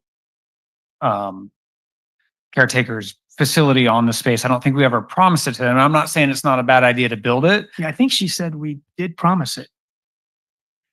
And we haven't delivered. We haven't promised it, but in the agreement, we require them to have 24/7 staffing. And so in my mind, it is our obligation to provide a suitable place for them to have staffing since we are requiring them to be there. Okay, so I stand corrected, Brian. Now, what's your thought? Yeah, so I mean, a couple things. When I went out there, I think they were in a trailer that I'm guessing they provided. There was at one point a trailer there with hookups. What they were hooking up to city electricity and water, which seemed suitable to me, but I don't want to go too far. Okay. I will say there are 2 trailers out there and no one is occupying either one. okay. So I guess I would just ask the council, I think we're scheduled to come back and do this reevaluation of the contract and where we're going with that whole parcel over there. And I think the council needs to do that and come up with some clear direction. So I'm not opposed to allocating. But Lane, do you remember when we were scheduled to come back and have that discussion? Yeah, Andrew and I have been talking about this, and I think in the next month or 2 months, we would like to come back to the council on just an update of the contract and a lot of things. And Okay. So I guess where I stand, Mayor, is that I support making the allocation. I don't support acting on them too quickly. I think that we need to have some internal discussion. Same goes for the deck.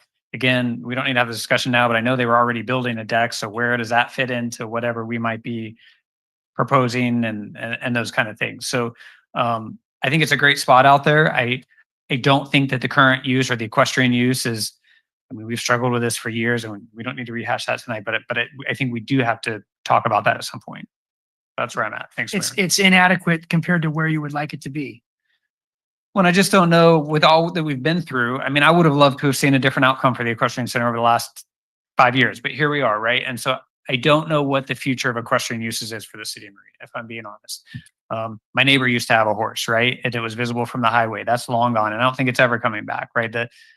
Many of our residents that were equestrian users are disappearing, either leaving because the land use doesn't allow for it, or they're just no longer interested. Yeah. So just something I think we need to continue to revisit and figure out where we're going to go with that. So, and I would hate to build very specific equestrian uses if the equestrian use is going to go away in 10 years. It seems like a waste of money. But the caretakers unit can probably be repurposed, right? If we make it a youth hostel, it could be a manager's building or something. So, Right. Or a camp host or something like that. So I don't see any of these $1.6 million projects, I mean, total 1.6, as equestrian specific. I see them as making buildings good and grounds good. Whoever is occupying it, doing whatever they're doing mission wise, either we bulldoze their property or we take care of it. Councilman Biala? Yeah, Councilmember McCarthy said exactly my thoughts on this. This is supposed to be an equestrian center. I think we need to know if they're really based on equestrian activities. Are they able to sustain the property's use? I mean, I already saw equestrian uses as being a little bit shaky in terms of viability. We've already seen other much more well-endowed equestrian centers fold. And so here we are with this one, with a historical background to it, which is important. But I feel the same way about the Arts Village.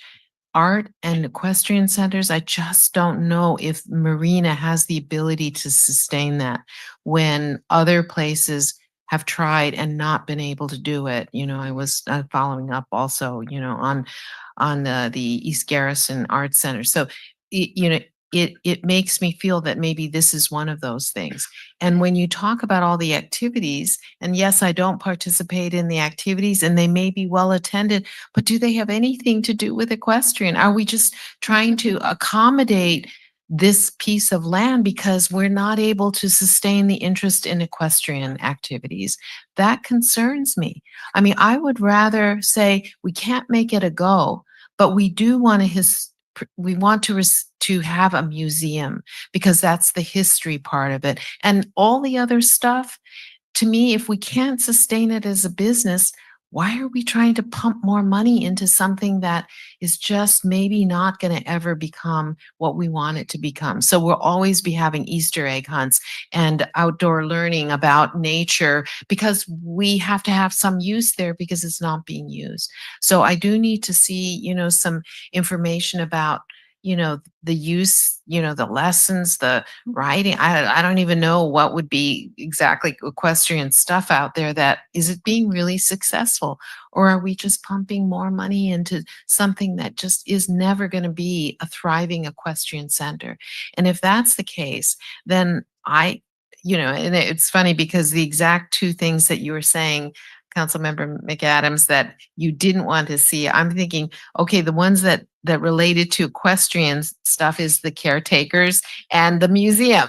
But then you're saying, well, it's a big cost. And so I can see going back to just the equestrian deck and the outdoor learning center. But then what does that have to do with equestrian horses? You know, it doesn't to me. I mean, we could do that, you know, at Loch Padden Park for all I know. So I'm really torn about this. And truly, if we only said we are interested in what we know is important, well, we don't have to keep putting efforts to get people to come out there and to, you know, do activities that have nothing to do with the Halloween party or the, you know, whatever. It has nothing to do with equestrian uses. Then I would say the most important thing for me is the museum. That is the historic place. That could be just in and of itself the important draw for that, period. It's one of the museums that we could have along with, you know, I don't know, the MLK statue. It has no reason for us to try and pump life into it. You come because you're interested in that piece of history.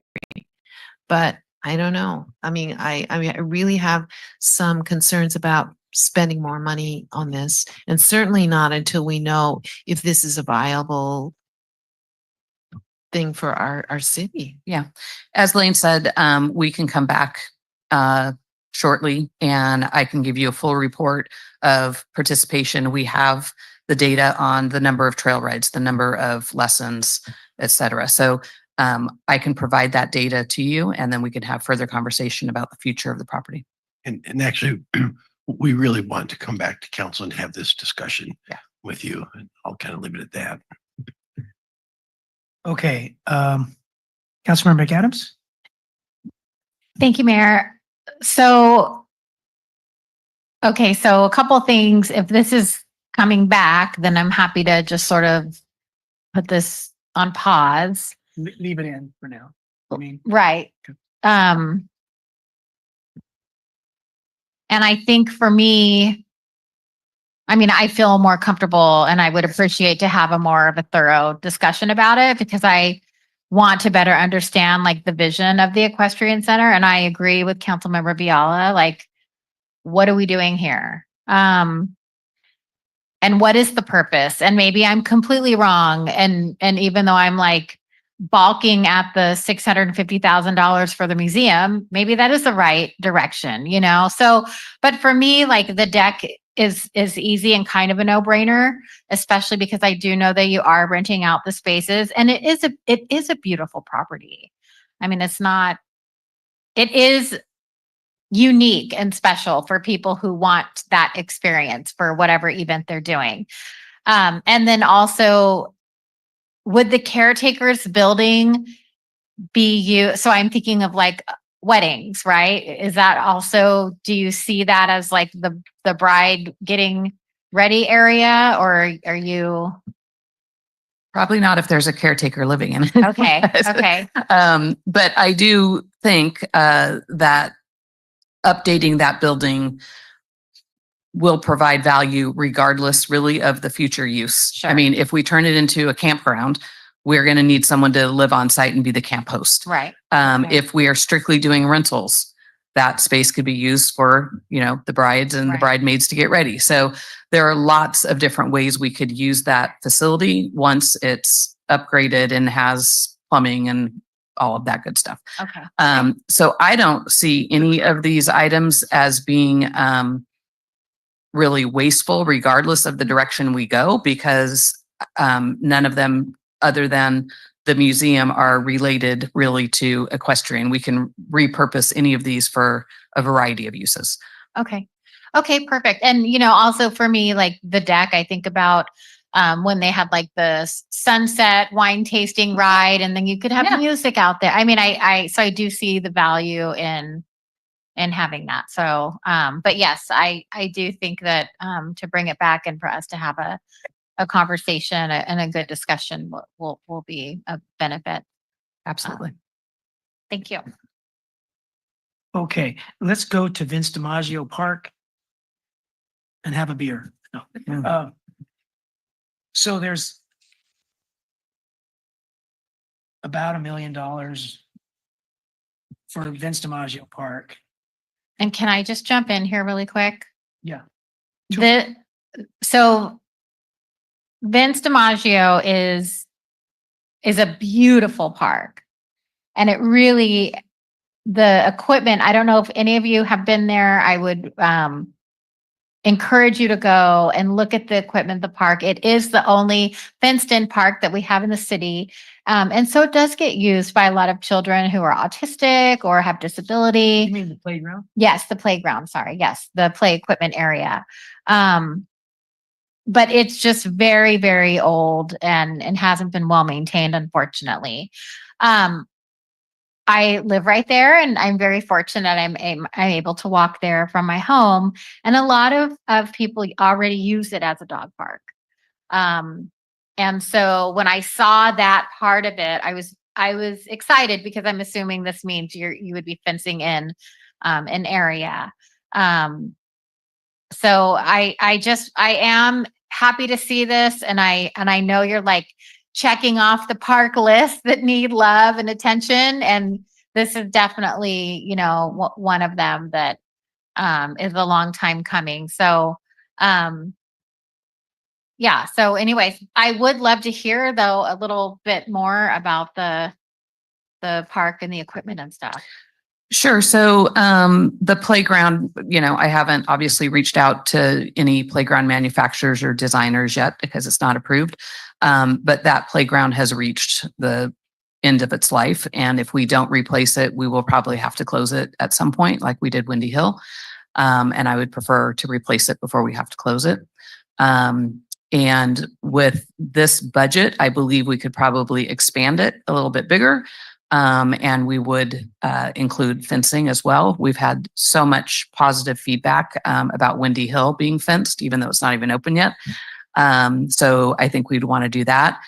And that park is definitely used as a dog park, and they're off leash and they're, using chuckets, and dogs are running without any restraint.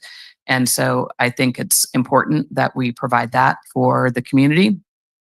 We've also received tons of positive feedback about the dog park at Hilltop. People are wanting more and more of that because they want it near their neighborhood. And so with such a large space, putting in a dog park in there, I think would be really useful. Okay, so the 1.5 million is becoming kind of a standard starting place for Gloria Jean, Sea Haven, Windy Hill, and now Vince DiMaggio.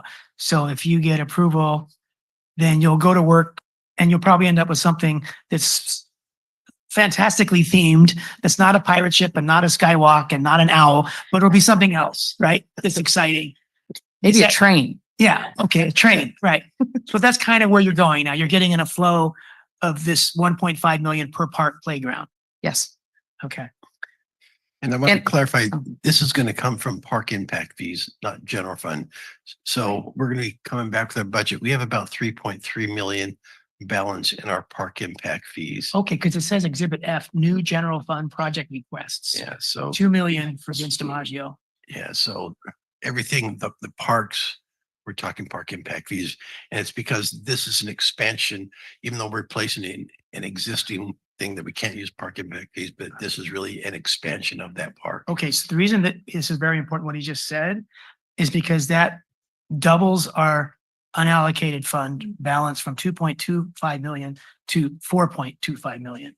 That's really good to know. No, all of these projects here are not funded. So when you're talking the Equestrian Center, these are all unfunded. None of these have been funded. Oh, So that 2.5 million doesn't include any of these. Sorry if we didn't make that clear. okay. So our equestrian language, our equestrian discussion, that's 1.6 million that we don't have. Correct. Unless we take it out of the 2.25. Just happens that 2.25 million is the same amount as the remaining fund balance if we did all of the funded things. So Vince DiMaggio Park for 2 million, Equestrian Center for 1.6 million, and a bunch of other things on Exhibit F are not going to happen. Because what's confusing is at the bottom it says unfunded projects. And so I thought that above that line where it says unfunded projects were funded. And I thought that 2.25 million was, anyway. So Exhibit F is undone stuff. That's why it's important to save where we can. So maybe we can get some of these done. But if we don't alter other parts of the proposed budget tonight, then none of this can get done. Okay. All right. One other question and then go ahead. All right, but there's money in the park fund for the monthly? Correct. We have a roughly 3.3 million balance. And so we kind of want a direction on, is Vince DiMaggio priority? And I think we've kind of heard from the council and the public. The intent is also to kind of allocate some of that more to Preston Park ball fields potentially. So you Okay. see the conflict. Yes, Preston Park, okay. Equestrian Center, Vince Yes. DiMaggio Park, all fighting for the same 4 million. Right, okay, so then going up to this facilities projects, unfunded. Okay, now this is weird. So like the courtyard gate motor, 26,000. I mean, can we just check that off the list? And that's Yes. the fuel station. Oh, wait, you're right, 26,000 for the gate motor. Yeah, we've heard from Ishmael. We don't need that. The fuel station, that's critical. We don't need that. That'll probably. That's critical. We don't need it. Yeah, we don't need it. We don't need it, okay. How about the perk pond fencing, 300,000? Ishmael can talk to you a little bit more about that. There's a repair work we can do, but he has more details on. So in our discussions with some of these, the gate motor making the improvements, we've run out of funds by funding the things on the previous slide. So, we just figured we'd deprioritize that. Same thing with the fueling station. We figured we'd wait until we build the new public safety facility and move the fueling station there. And with the park pond fencing, again, if money fell out of the sky, we'd replace it all. So All 84 pork ponds? So that funding would be not to just replace it all, because some of them it's in good shape, and maybe there's a pole here and there that's bent that can be straightened out, or a gate that can be repaired. And so by not funding that to free up money for other projects, we're just going to get creative with staff and try to straighten up some of it ourselves and do some things in-house and just piece together a project the best we can to fix those fences up. Okay. I saw somewhere it said tag $10 million. And my question was going to be, what segment are we talking about? What location? I don't- can't find it. Yeah, it's at the bottom of that list there. Oh, okay. It's unfunded. Okay. So which segment were we talking about? I think we're just talking the general remaining areas in Marina that aren't being funded by TAMC grants.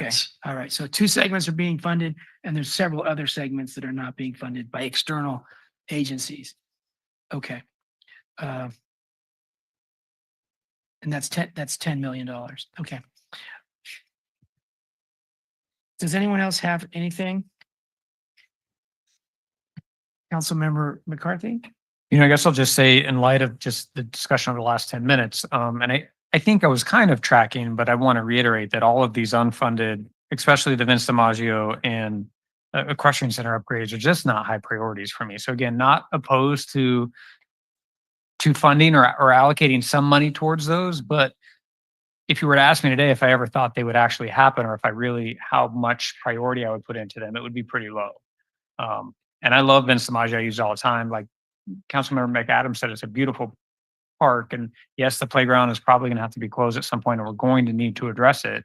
But what I'm hearing is that it's a low priority because we haven't funded it yet. And I would support that it's a low priority, given, unfortunately, a lot of other things that take higher priority. So and I don't think this is what you're asking, Mayor, but if anyone's asking if we should move these up on the priority list, that's certainly not where I'm coming from. And I don't think that's what we're saying, but I just want to clarify. Yeah, I think we need to confirm that they're on the list. And if they're not, add them. But I don't think anyone's saying, now that we've realized we don't have money, to fund them. Councilmember Biola? I totally agree with Councilmember McCarthy. That's exactly my sentiments, is that these are unfunded for a reason. They're lower on our priority. If I had to choose anything ahead of Preston Park, we owe those neighborhoods and those folks there some funding, and whatever it takes to get those fields and their park up to snuff is what I think is his priority over any of these. Okay, we recently had a 36-hour outage, and I think everyone agrees we want to be better prepared the next time one happens. The city generator for 500,000, was that at all related to the next outage? Yes, that with any extended outage, we don't have any power or servers. We're basically useless at City Hall. We have limited power at the police and fire station, and so that 500,000 would get us generators to where we could not only as generators, but make the electrical improvements in the facility so that we can have power in an extended outage. That would be looking at this, also the community center. Okay, 500,000 for a generator. I would like to propose, at least discuss it, get your guys' opinion. We're gonna have to do more than a generator. So it seems like we should do $20,000 on a plan of how to prepare ourselves better for the next outage, because we've got 19 signalized intersections, most of which were black, they weren't even blinking after a few hours. And there's probably a lot of things we could do to better prepare, but we shouldn't do it shotgun. This generator is kind of shotgun, but that's okay because we know that that's an essential element, to functioning during an outage. But it's like our DEI list. There's probably 40 things we could do to better prepare for an outage, but until we have it thoughtfully addressed, we're not going to know which steps we need to take first, right? So is anyone opposed to consulting out a document on how to prepare for the next outage better? Councilmember McAdams. Thank you, Mayor. No, I mean, I don't oppose that at all, but I don't want to pause purchasing the generator, which is exactly what I heard you say, just because I think it's so important. And when we had that outage, I mean, it was very disruptive. And then the fact that the city, we didn't have that, anything available to our residents was worrisome. So thank you to staff for hearing us, and we had PG&E come and talk, and so I appreciate those steps. But I wouldn't want to pause or have this purchase not happen until we get the consultant. But I think that that's a great idea, and I also would like to lean on our partners maybe at 3CE, see what they have available for this. I mean, they probably know the correct consultants to speak with. So thank you. Right. Councilmember McCarthy? And just PG&E as well to Ishmael, I think he left. And I don't think we asked when they were here, but I'm reading on their website that there's funding for up to $5 million for large businesses. I know we're not a business, but I don't know if we would be included in those funds. I know for me as a resident, it's $300 just off the top of any generator I buy, and I plan to buy one and get that generator very cheaply. So follow up with PG&E and make absolutely sure that we don't qualify for some funding. I mean, find it hard to believe that I would qualify, but a city who could serve a whole group of residents wouldn't qualify for some kind of support there. So. And that would be part of the preparedness report. Where do we get money for the things that are recommended? Okay, Councilmember Biala?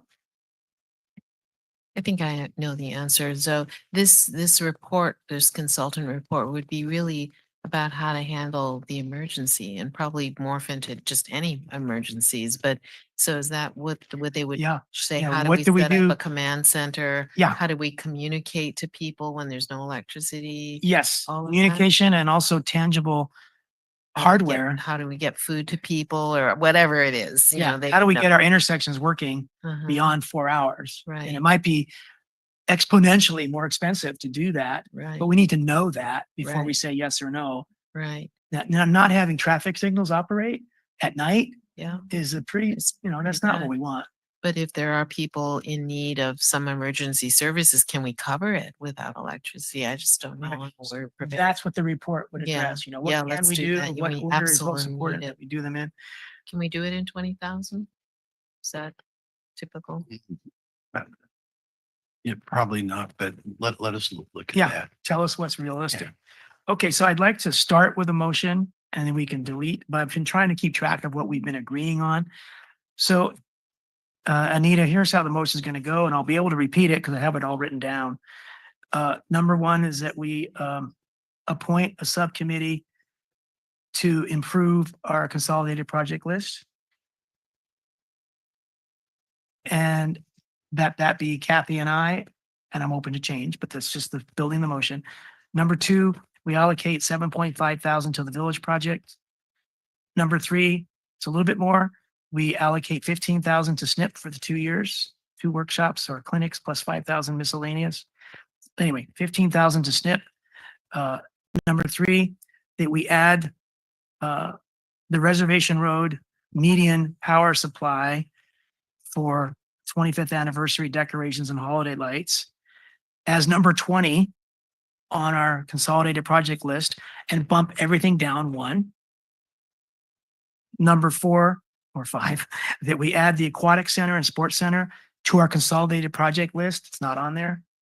As number 3, and we bump everything down, that we add the inclusive park, Dune City Park, onto our project list because it's not there now.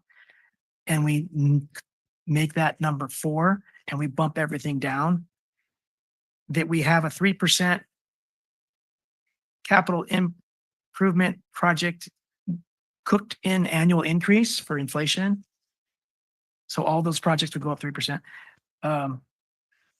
We defund the Highway 1 interchange, 1 million. We keep the 75,000 tennis courts temporarily instead of defunding. We keep the 420,000 duplex for Hayes Circle, those two, without defunding them at the moment. That we come up with a policy for funding nonprofits through council members. That we allocate 100,000 for food and other printing costs for steering committee. That's instead of the 200,000, because I'm trying to save where I can. That we ask staff to allocate appropriate amount of money for an outage preparedness report, and that we make that number 25 on the list and bump everything down. And that's all that I have. It's a start to building a motion. Councilmember McCarthy? So I think I would just add to the first 3. Wait, well, let's get a second and then we'll Okay, do a second. everything. Okay. Okay, cool. Go ahead, please. If you're willing, just to clarify on the first 3, so the subcommittee, I would totally support, but obviously that would come back to us with any changes. So we would kind of see, It'd right? just be the next iteration. Yeah, you'd just be We would doing the work with work. Staff. We would have the luxury of, Yeah, there'd be track changes, et cetera. got it. That the village project be conditioned on a report back to educate us on how the money was spent. And same for SNP. Same for SNP, and that we look at a spay and neuter ordinance for the city of Marina. Okay. As kind of part of that item. And Yeah. I bring it up. I don't know if you've ever been awoken by a neutered cat. I was last night and many nights before. It's very unpleasant. And I think spay and neuter ordinances are very common. And so maybe if we can't get consensus, we can at least get a staff report to come back on the pros and cons of it. I'm totally willing. I amend my motion. Does the second hold, which is yours? Yes. And then others can say, no, Okay. take that out. And then, sorry, Go ahead. No, one go last thing. The last thing would be, you didn't talk about sidewalks, but I want to make sure that we have some kind of discussion on sidewalk ordinances and who covers the cost and what that looks like. And I don't even want to get in on the policy level. I just think we need to have the discussion. We've been ignoring it for a long time. Right. So Ismail said, he explained the thought behind the $3 million, and there's a couple of projects already on the list. And he said that would include a 50-50 program suggestion to come back to us. That's what I thought I heard. And what I'm saying is I think we need an ordinance before we do really any work. We've been without an ordinance for how long has the city been around? 50 years? Okay. So I'll amend my notion of a motion that we add a spay neuter ordinance to the project list, and we add say it, what you mean. A sidewalk repair ordinance. Okay, to the project list. So those are the two things. Those are what Kathy and I will do, but we won't. I don't know that we'll put them in rank. I'd have to re-rank this when we come back to you with the next iteration. I'm not sure if we're talking about the same thing. So my suggestion is before we spend any money that we're looking at allocating tonight, that we have a policy. Right now, we're kind of spending money without a policy. And maybe the policy is the city covers 100% and we don't ask residents for anything. But I'm really concerned that we're spending money and then it's kind of ambiguous. Then why doesn't person X get their sidewalk fixed with city money when really the law says that they're responsible? See what I'm saying? So I want to make sure before we spend any of that money that we have some policy in place that talks about how we spend that money. Are you concerned that it might stop any actual work for a long time? That an ordinance would? Because the time it takes to write an ordinance to us to approve it, it means that for 3 to 12 months, we might not have any grinding going on of trip hazards. That's I mean, that's how, depends on how our staff can get it done, right? Exactly. I mean, Yeah. does it have to? No, I think that writing an ordinance, I mean, many cities throughout California have these sidewalk repair ordinances. You know, it could take, yes, please. Yeah. One of the difficulties, because we don't have in our code, people don't know what state law is. And so there's some cities that just codify state law. And that could be just a simple way to at least do an initial ordinance, just codify state law that says sidewalk maintenance repairs are homeowners' responsibility. That's a simple and quick way. And the city retains the authority to help. Right. And so we could build in other things, like if we wanted a 50-50 share program and things like that. So I don't think it would take a lot of staff time, just because state law is the biggest bulk. Would just be incorporating that. So we're just always concerned about adding things to staff's plate, and then we get a bottleneck where things don't happen because they've got too many things that we've added to their plate. But if we're potentially recovering, my point is, if we're potentially recovering $600,000, I mean, isn't it worth delaying? I mean, I would hope that it wouldn't delay, but if it does, I mean, and we could be recovering, you know, much more than that. It's a tremendous amount of money that we're spending that we could be recovering a percentage. Yeah, I think to recover 600,000 would be a lot of time and effort, because you're talking about dribs and drabs of 500 here, $100 there. Yeah. So to get to 600,000, that's a lot of oversight by staff to be coordinating with people to get their money in. I guess there's a difference between shaving a trip hazard and building a missing sidewalk, or replacing 12 feet of a buckled sidewalk. Right. And I think I agree with that, but the sooner we do this messaging piece, right, where people understand that it's their responsibility, the sooner they start caring for the tree roots, the less that these problems happen in the future, right? It's a perpetual problem that we've kicked down the road for 50 years. I'm just hoping that we can kind of at least start to address it now. Mr. Mayor, could I just make a comment? Councilmember McAdams had her light on. Oh, Let's go to her, and then Councilmember Okay, Viola. this is on this topic. So I just, this is going down a rabbit hole. And so for me, I'm not able to, I don't think we should be incorporating new policy based off of budget. So if you can, if we could split the question on this part, Okay. like splitting this policy about the sidewalk, because for me, Ishmael was very clear, there's missing sidewalk that is the city's responsibility. So I don't think we should wait because we're waiting for policy on sharing. Exactly. And for me, if we don't have a policy police officer or, going around checking the sidewalks and collecting the bills, I mean, so to recoup 600,000, is it going to cost the city 300,000? You know what I mean? But I understand where you're coming from. So how about we compromise and we direct staff to bring back a spay neuter and a sidewalk ordinance, but we don't stop them from fixing.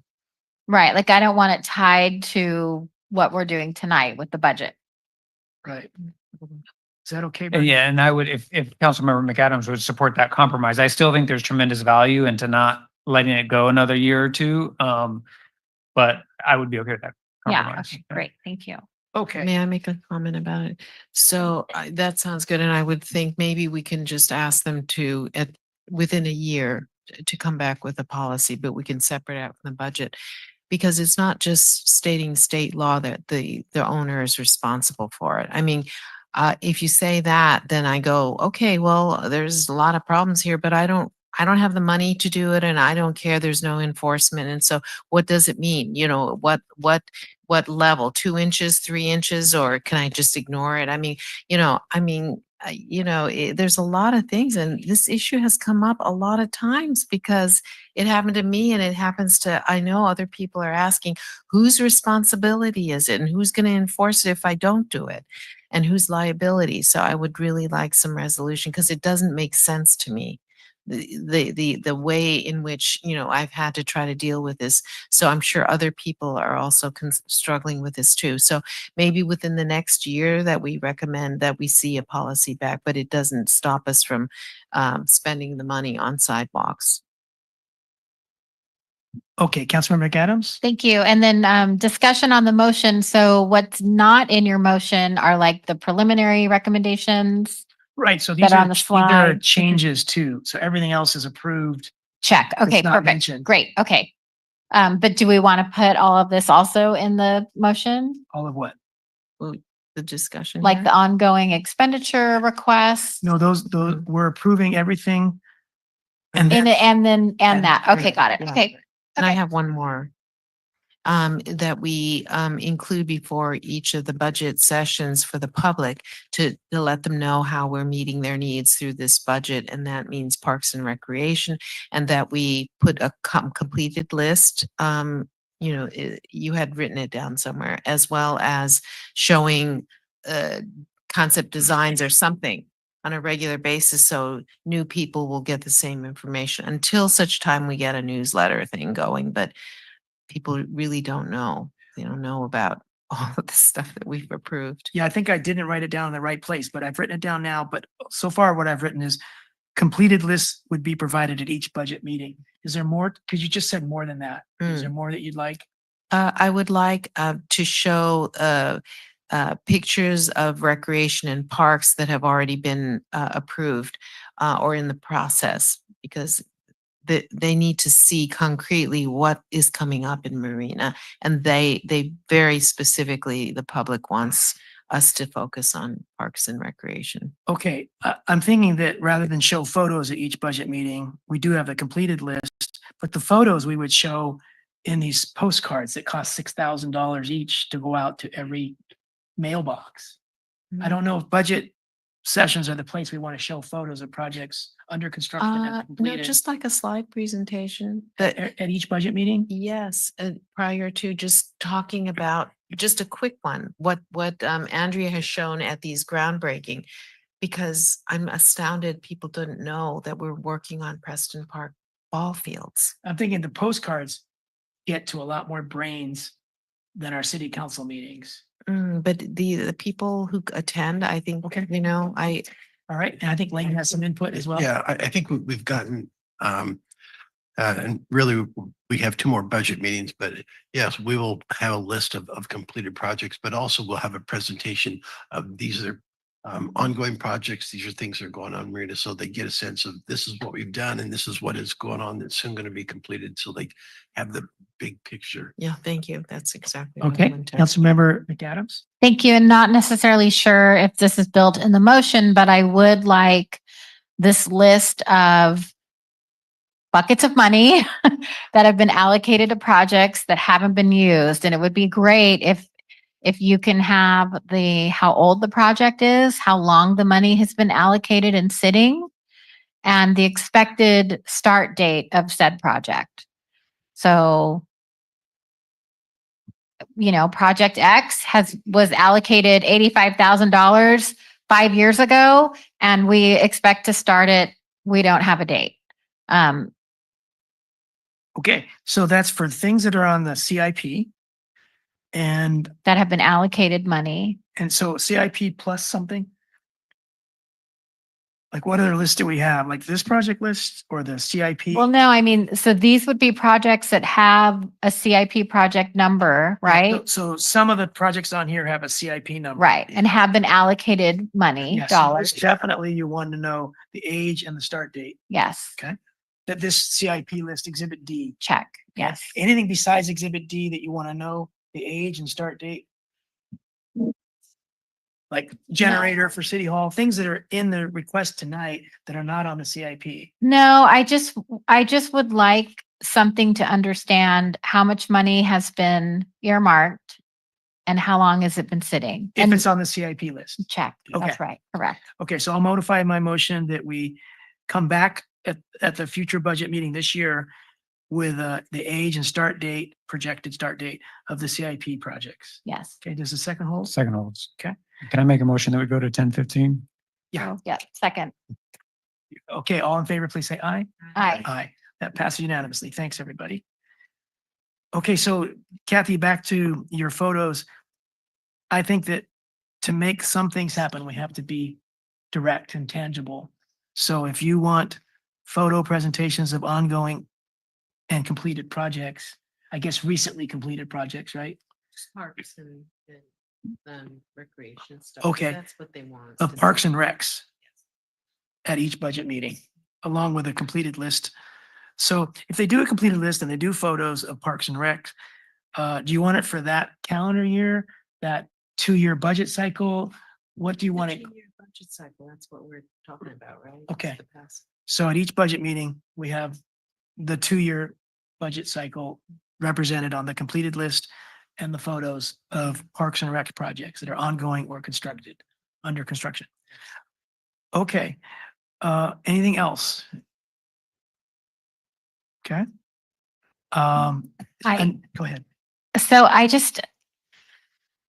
I'm uncomfortable building that in the motion because for me, I feel like that is a staff direction that necessarily is out of our purview a little bit. I mean, I think that we could provide that. I think what I'm hearing is you want to be able to share with the community this positive, great work that we're doing. And so I would, I'd like to hear that every month, quite frankly, not just when we're having budget. So I don't know. I mean, I totally will support that, of course. Yeah. Well, the consolidated list, the ones that we worked off of did have the completed. They're not on here. That's so at the very Ones that least. were highlighted in yellow before that were done. They're not taken out. They're gone. Yes. She would have liked to have seen them. Okay. And she's Okay. adding the photos Just as further. to start a meeting and show something in pictures because people get Okay. more excited about pictures than words sometimes. Okay. And really, one of the goals of Tori that she's trying to do is get our budget, the awards by GFOA. And part of it is they have a certain format. And one of those things in that format is you talk about your accomplishments in the past year. And so I think that's the concept that you're wanting to do is as we're adopting the new budget, also celebrate your accomplishments. Yes. And so I think that's things that we're working on anyway.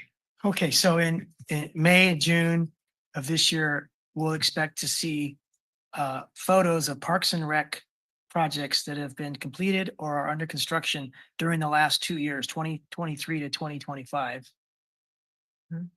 Even work in progress, meaning the concept designs and stuff that we've already done. Because Okay. we're out there showing people that. So before it was completed or under construction, and Under you want, construction, so that means concept designs. no, right? it means there's bulldozers on site. Oh, no, I want it a little broader, because Okay. we've done lots of including, why don't you just say including already. Okay, well, I Already guess I made was wrong. concept. I wrote down ongoing or completed. I didn't write down under construction. So if it's ongoing. How about just positive at staff's discretion?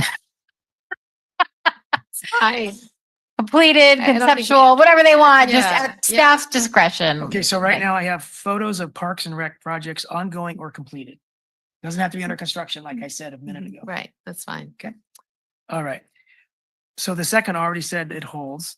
So we're ready for a motion, but I want to ask Anita how you want this. You want my scribble? Do you want me to read it again? You want me to send it to you? Okay. Okay, so all three, I'll read it. Okay, so I'll read it through. It's be the same thing pretty much. Number one, subcommittee established to improve the next version of consolidated project list, Kathy and Bruce. Village project, 7.5 thousand, and report back. When? After the trip, yeah. Okay, report back after the trip. SNP, 15,000, and report back each year. Twice. Yeah.